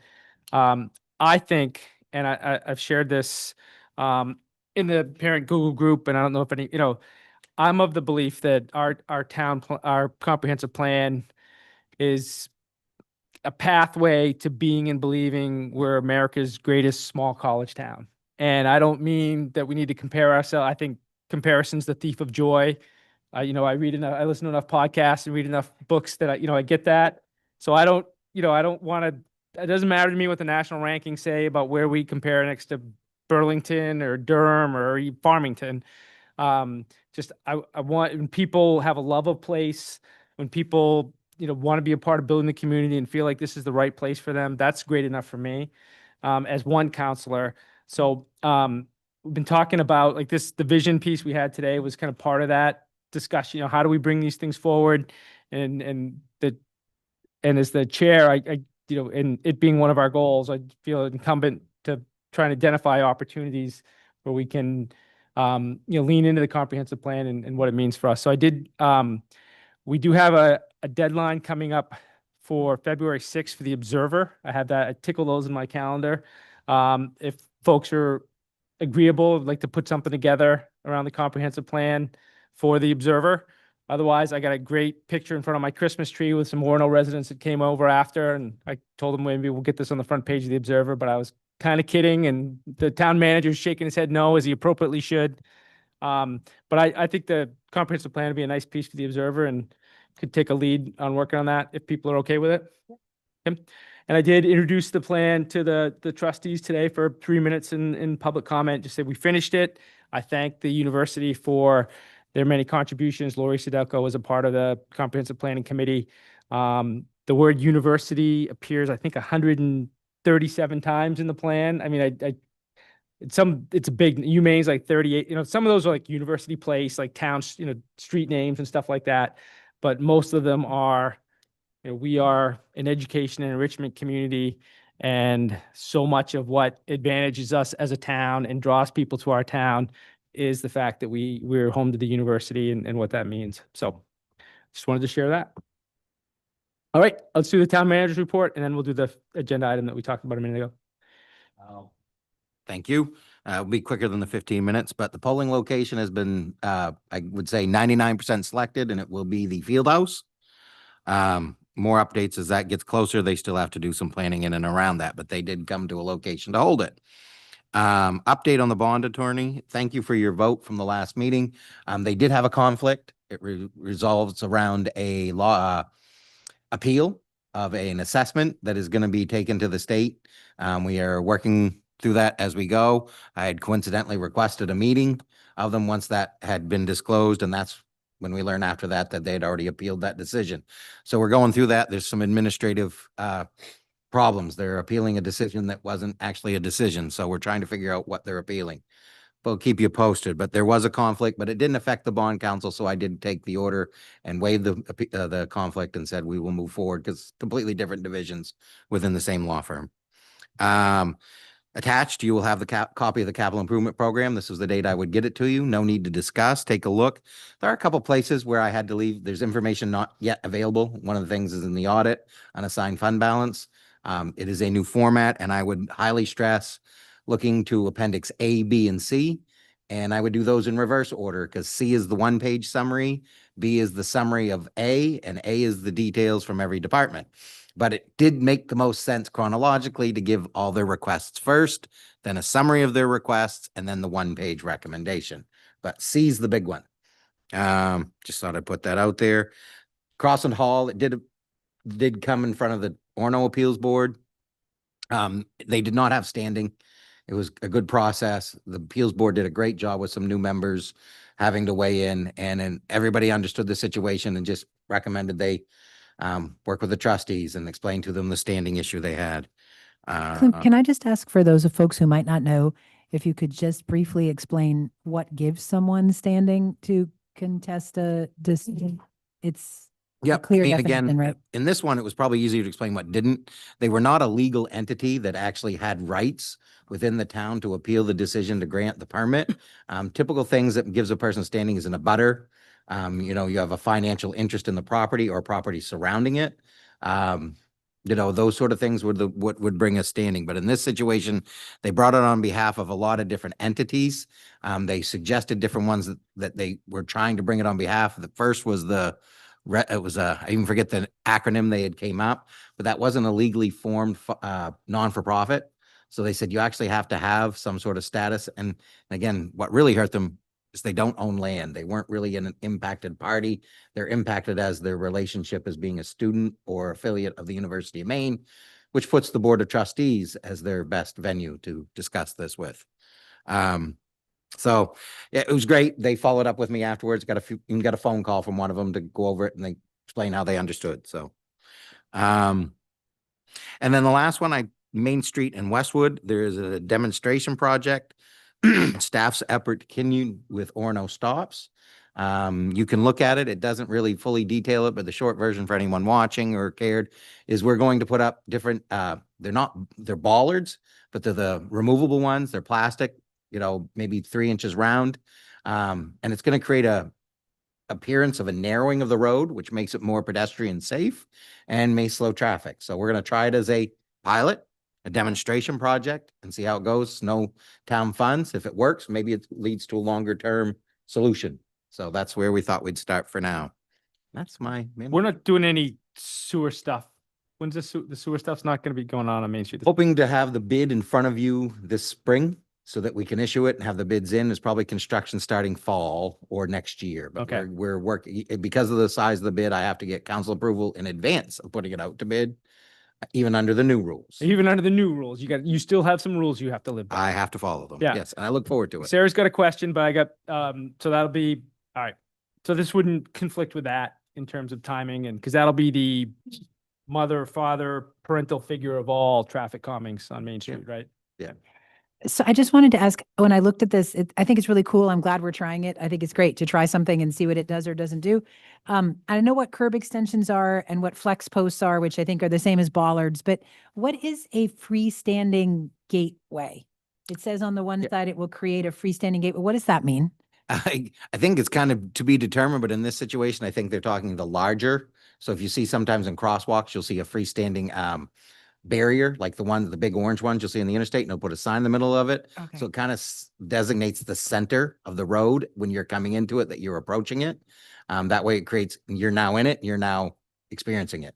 Again, they're all visual things that are going to visually change the appearance of that road at that point. So curious to see what it does and what the data will come back, and we'll present that to the council once they get the data.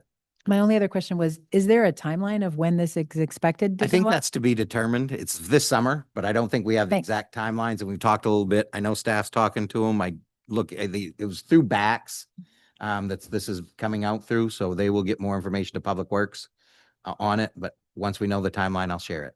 You don't need any kind of approval from us, But which means if if you people want hate to it, approve it, you can, which but means I'd if people rather. hate it, we're not on the hook for it, but if, yeah. I'd be for, if it slows anybody down and makes a bike or a pedestrian any safer at all, I'm happy to take all the flack in the world from people that I want to mean- drive 50 miles an hour down Main Street. And since you're plugging all the great things, and you said earlier, I love what Orono does. Everything we do is important. I wouldn't make light of anything, but this is a perfect example. Council took feedback from the community. You created Orono Stops as an initiative of the council, and the staff's heard you and carried it out in multiple places. This is one of the ones we went to BACS. They heard what we were sharing, and they came up with this concept. So it did work. Yep.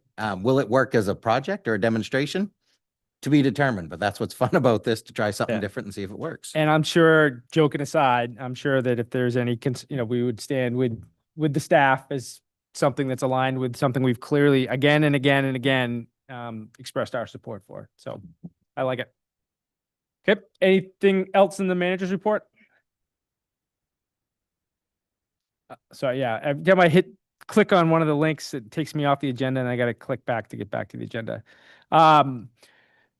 Great. We don't have any public petitions, future agenda items. And so before we get to the item Matt brought up, I would share, Councilor Kenny emailed us about the, Clint and Mitch we got an email from Leo about the visioning project. And it feels like some of his questions were answered, but I know that I hadn't responded yet. So if we can make sure that we're back to him, I can put it on top of people's email again if you need it. I just want to make sure it just came in. It came into my personal email, and he copied both of you. He was responding to the email I sent to the parents group about the plan being done. Okay, future agenda items. I think, Matt, of course, a couple of you acknowledged in your acknowledgements, and we've heard about it. I've gotten some emails that haven't gone to everybody, and about concerns about ICE activities and people not feeling safe. I'll share that Clinton and I have had some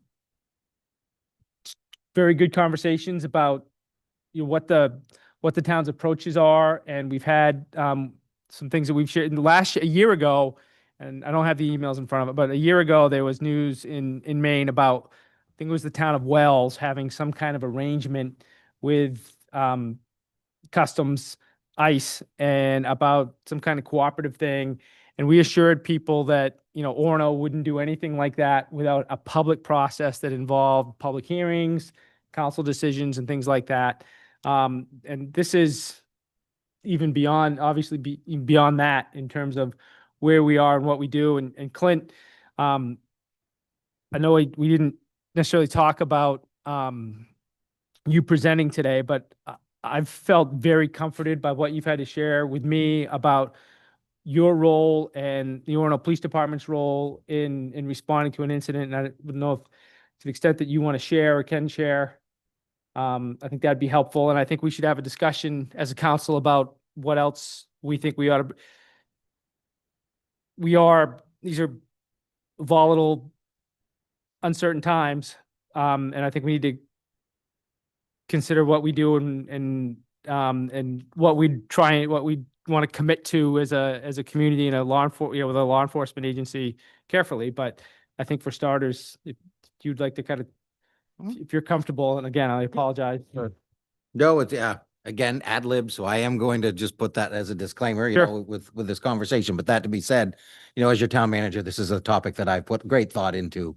It's been an ever evolving situation for our country since, well, for over a year now. So with doing that, I mean, I think if the council did want to take a position, I think that that's something that's helpful. If there's some overall direction, and I think it can be a positive statement to the situation as a whole, because there are very polarizing sides to this. And I experience that on a daily basis, whether it's through residents of the state of Maine, town of Orono, or even friends and family members that may be posting from time to time on all the different social venues. That being said, you know, it's my role as the town manager to oversee a police department. The police department's sworn to uphold the peace within the town of Orono. That's where their rights are focused on. That is all rights for the legal and correct actions of anybody in this community. I have told them that when they respond, that they are to be a good agency of the residents and the community.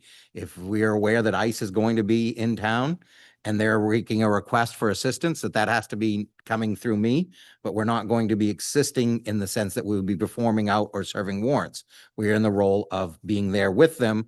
And I said, I think it's in the town's best interest that you are there, because with the body cameras, it gives an extra set of eyes and perspective that we can go back to and understand what may or may not occur from any perspective, whether it's a protester that may be having bad conduct, whether it's the person the warrant's being served on, having some issues with how they react, or if it was a law enforcement official from any agency conducting themselves in a way we don't feel that's appropriate. I've reminded the police department they're sworn an oath to uphold the laws of the state of Maine and the ordinances of the town of Orono, and I want that effectuated across the board. There are no special classes of any person group in this situation. If you see something being done that's wrong, it is your job to get involved as a police department. That being said, I also know that there are other components of this where we've seen a lot in the news. And I think that's where we've got to start to begin to understand. It gets a little bit outside of my role as a manager. Is there a more overarching policy decision that needs to be put into place? You know, I only warn, which I've taken very seriously from the beginning. We do not want to invite the political debate to our community. We want to protect people, and that's what we've done. That being said, sometimes you have to get into the debate to protect people. That's a council decision that you need to give me some advice on. But like I said, I think a well-crafted statement along the lines of what I just shared, we're here to protect everybody. No matter what the situation, it's equal and fair treatment across the board. That's what we're looking for. Some people may agree or disagree how that is happening. And I think that's the trouble we find ourselves in. How do we balance those scales when there's so many competing interests out there? I wish I had an answer for you. I love giving answers and solutions to consider. This one's one of the more tougher ones I've faced in my career. So I would leave it at that with you. And if you have some follow-up questions, I'll do my best. This is an item of concern. So I heard that from Clint. It wasn't, very nearly not word for word, but the sentiment, and it's given me a lot of comfort as in terms of what I've thought in terms of, but also understanding, protecting people here, but not the challenge of injecting Orono into national debates and things like that could invite and incite and those kinds of things are, but I do think, to Malcolm's question, I'll be thinking about him, reaching out to him, but thinking about him as he's in Minnesota and doing what he believes and knows to be right.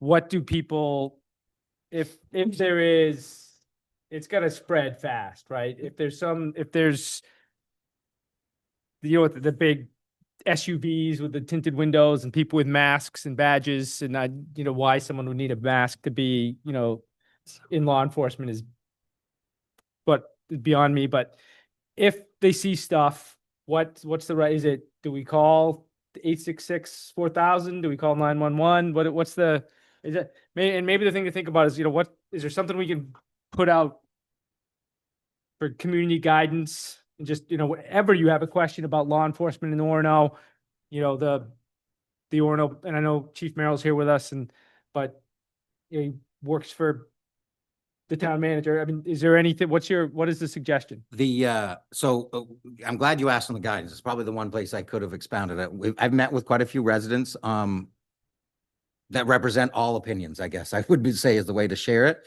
And in doing that, there are a lot of resources. So at one point, one of the requests was about a resource the town could put together or put out there. And there's just too many resources from others that I would direct people to, whether it's a state agency, federal agency. The ACLU has recently shared a lot of guidance. Depending on what you look for and what you need, the guidance is there. And so I don't think it's our role to direct them where they should or shouldn't be looking. As far as if you see something going on in the town of Orono, I think our current guidance is spot on. If you see something you want to make us aware of, and it's not an emergency, and you don't think it's threatening violence, life safety, or the damage to property, yeah, call 866-4000. I have to think through that phone number. It's similar to some older ones that I've used. But again, but if it is an emergency, 911. And the guidance I've always shared is if you're not sure, call 911. They will advise you what's appropriate or not. And that's again why I've asked the police department to be involved, to be, there as the eyes and ears. They are under clear direction that if ICE is coming to this community and they're notified, I'm immediately to be notified. Depending on the case and circumstances for legality, that will determine how quickly I give a press release and notification to the council. But I will err to the side of making sure you're fully informed if I do get that information, so long as it's legally relevant to do so. But yeah, so I would say if anybody's curious, you see something that's wrong, call 911. Don't hesitate, please.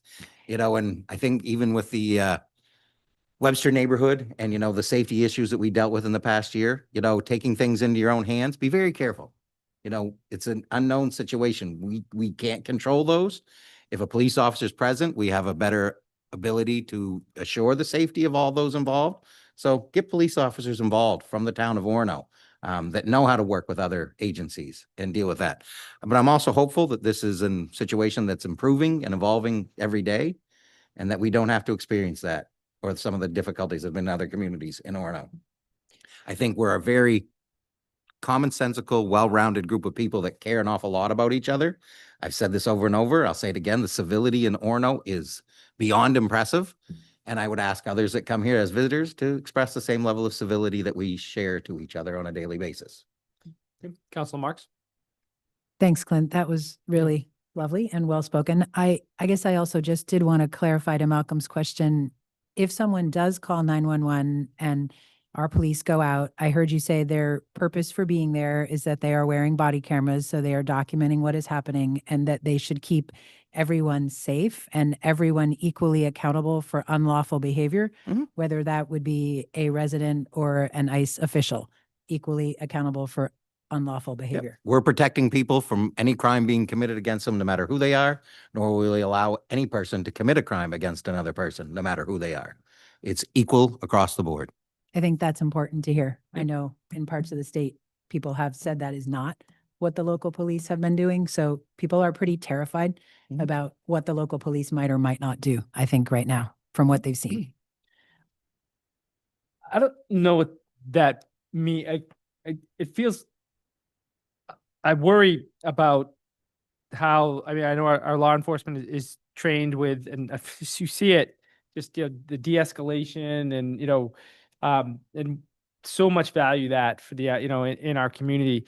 But what kind of spot does it put an Orono police officer in if a federal agency is, you see the videos, right? And it does not look, certainly doesn't look peaceful. And I don't know how, the 2 or 3 officers that are on duty in Orono and can, against, scares me, I Mhm. guess, and I don't know what. I mean, again, I would assume this is all premised on that law enforcement will treat each other equally. Mhm. We should not be seeing situations where there's actions of violence between two law enforcement agencies. So hopefully that can be resolved. There are certain protocols that are in place that all agencies are trained on when certain events do or don't occur. I don't want to get into the specifics of certain ones we're dealing with, but there Yeah. are steps that should be taken. Probably a lot of this will happen behind the scenes after the fact, but that there will be steps that we can take as a community to assure that the things that we feel that happened here are carried out as best as possible. So, I mean, in the extreme that a law enforcement officer was injured, I would put our staff in the position to make sure they share any and all evidence to make sure that the people that committed that violence against a law enforcement officer are held accountable. And conversely, if a law enforcement officer uses violence against a private citizen that is a violation of the law, that we would pursue with all ability to make sure that that person also was held accountable for that action. So far, we haven't had to deal with it. We're seeing how other areas are dealing with it, and we will learn from them as they do it as well. So this is no situation to have perfectly in stone. But yeah, it's going to be a tough one. I would rather not be in this situation, but we are, and we're, I guess, as present as possible we can be in the situation with what we have. I don't know what more we could do, but again, said this to you before, and I'll say it again. I'm open to suggestions. If others have ideas, please share them with me. We'll put them into our decision and consideration processes and see if there's other things that we could do. That's where we're at today. And if you have further action and discussion you want to do, we will work to include that in there as well. Anyone else? Andrew, you got Um, something? Then back to, yeah. I just wanted to say, I appreciate it's for me, like as an individual and a member of the community, it's really helpful to hear the thoughtfulness that's gone into these conversations kind of behind the scenes, and would just be supportive of, as we think of this as like future agenda items, potentially crafting and approving kind of a statement as you were suggesting. I believe you were suggesting, I may have misheard that, that just kind of clarifies these things in a succinct way. That we can all just kind of stand behind. I hopefully to answer some of those questions people may have, but also to present a united front in like as you described these challenging moments. Andrea? Um, all kinds of emotions on this one. And I think the one thing I picked up on one of your explanations was determining how quickly we find out after you have found out that ICE is present in our community. And I think given the community that we have, I really would appreciate if as soon as you know, that council knows, so that the community can know. Anyone to Council Marks? Yeah, I agree with Andrea on that one. And also, potentially that it's just something that goes on our website so people know, not just to council, but certainly to council. And I also just wanted to say, I also had the same concern as Dan. I'm also concerned for the safety of our police officers in what is a really volatile situation. I appreciated the answer by Clint. And I also just wanted to ask, I've always assumed that part of what our police officers are trained in is how to be sure that they stay safe in situations they go into and not to put themselves in a situation where they also, their own lives might be at risk. So I hope that our officers are also keeping themselves safe in this incredibly complicated situation. Thank you. And Does it make sense to have something from the town, either on the social, like if you see something that you think, Orono, and yeah, if there's a concern about any law enforcement agency other than the Orono Police Department operating in Orono, and you have a concern, 866-4000, is there something we could craft to that effect? And is that something, I see you nodding? I Looks can like an- work on something. I can't say you'll like it or won't like it, but we can put something together. Yep. Okay. And I don't think that has to come back to council, but if you want, I think if you want to be helpful to see it, and then, obviously we can't vote on it, but if people have any feedback or anything, I think that would be, and that could get to the point that Malcolm raised, I think with his email, just sort of this is how we're going to answer that question. Mhm. And, obviously we trust you to be, give us what we're trying to do. You know, you understand what we're trying to do, but you also understand what you have to do as a town manager and the leader of the, you know, the police department. And does the council, is there more to be done from the council in terms of a resolution? Is there something people want to entertain or think about? I definitely have reservations about, I'm sorry, Jacob, I didn't see your hand, but I have reservations about inflaming or inviting anything. But I want to be supportive and know that I want, you know, Orono residents to know that Orono residents and the resources of the town of Orono stand with them, you know, stand with everybody. So Jacob, did you have something? Yeah, and actually, you put it more eloquently than I was probably going to. But I think as far as the statement or resolution, there's two sides of me: the private citizen side of me that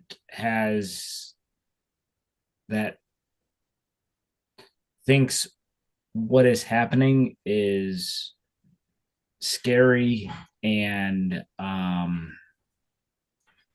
needs to be addressed.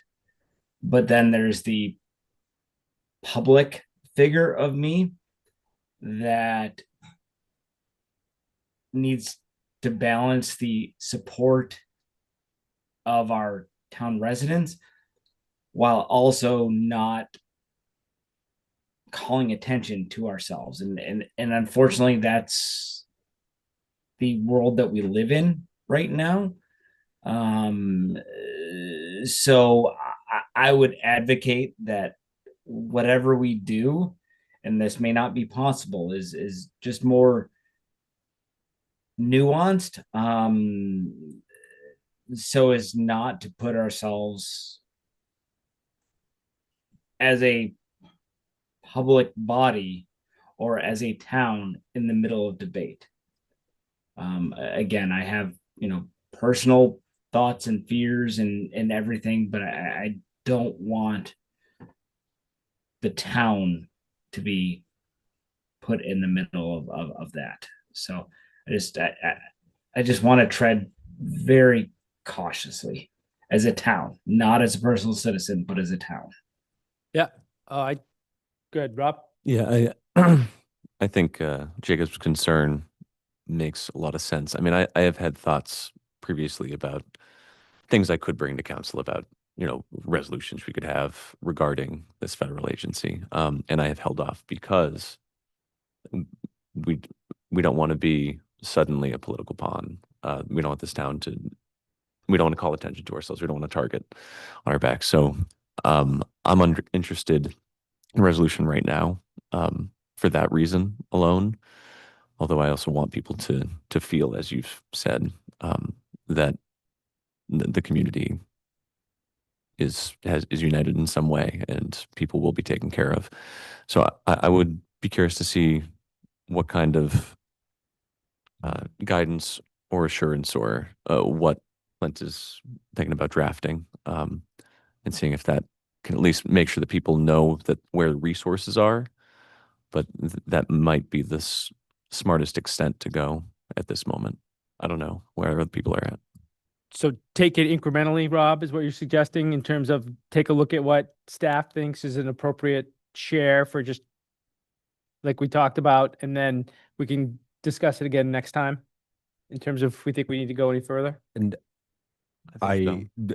take this or leave this, but I think a statement that kind of sums up kind of what you've been talking about definitely would be good. And I would feel very good at this point. And also as part of that statement and me backing up that statement is our support for our local police department, the rule of law within our community, and backing you know, the efforts of our entire safety department trying to keep us safe, all the way from the police department, who will always be kind of there in these conflicts, to our first responders in the fire department. And I would like to see some of that language there, because I want people in the community to understand that the town has their back. right? And these are the people who will be there. Sarah? Yeah, and I just want to say, thanks, Matt. And I appreciated how Clint spoke about how, it's about everybody's safety and everyone has to follow the same rules and the same laws, no matter who you are. There are behaviors that aren't okay for anyone. And that's not a political statement. I mean, that's just every person has that right and that dignity to be safe and treated in a safe and lawful way. So what I'm hearing and nods of heads, there's not something we're voting on right now, but what I'm hearing is we'll ask Clint and the team to come back to us with something that we'll look at. Again, we can't edit or make a policy by email as a town council, but something will come forward, and if people have something, feedback or what have you, and then when it's appropriate, it's something the town could put out potentially. That too much? I mean, It's the job. I'm good. We okay. take care of it. And I hope, Dan, I hope this, the challenge we have even articulating this is, I hope it speaks somewhat to, if not particularly eloquently, to how much we appreciate the work that your department does and how much we trust the Orono Police Department to do the right thing when called upon. So, anyway, thank you for that discussion. This is a hard thing. And, all right, so we're going to move on. Okay. Good. Yeah. I'll be fast. Hopefully In the, little- after that large of a conversation, this might seem really small, but it's still a concern for some of our community members, is if there is some type of a registry, or where can they go to see if there is a permitted assisted living facility within a neighborhood, not specifically a big licensed group home, but maybe a single family residence that's been turned into an assisted living facility. Where can they go to get information on if a home is licensed, and also information on who a resident, what entity would a resident call if there is concern for the resident being cared for in that home for well-being checks. Okay, thank you. All right, that concludes our future agenda items. We don't have anyone with us. Again, it's Snowmageddon out there. For public comment, anyone online with their hand raised? With a hand raised, not, I'm sure there are plenty of people watching. Executive session, we're gonna have 3 executive session items. Are we back in for votes on any? We're not back in for, okay. The only, we either got to send a new Zoom link to Counselor Baker, or we can call him on his cell phone. Which would he? You're on mute. Sorry. Yeah. You can call me on my phone. We'll call you then for the executive sessions. Yep. Perfect. Okay, so we'll go into, so that's it for public discussions. So, we'll sign off Orono, but first we're gonna go into, I need a motion to go into executive session. So moved. 1 MRSA 456A regarding a personnel matter. And, it's been moved. Okay, so Counselor Laraway, What a, we got a vote to go into executive session. oh, yes, yes. Sorry. Counselor Laraway. In favor. Yes. In- Counselor Hardison. In favor. Counselor Marks. In favor. Counselor Demerits, yes. Counselor Powers. In favor. Counselor Quinn. In favor. Counselor Baker. Favor. All right, we'll call you in a second. Thank you. Sounds good. Thanks, guys.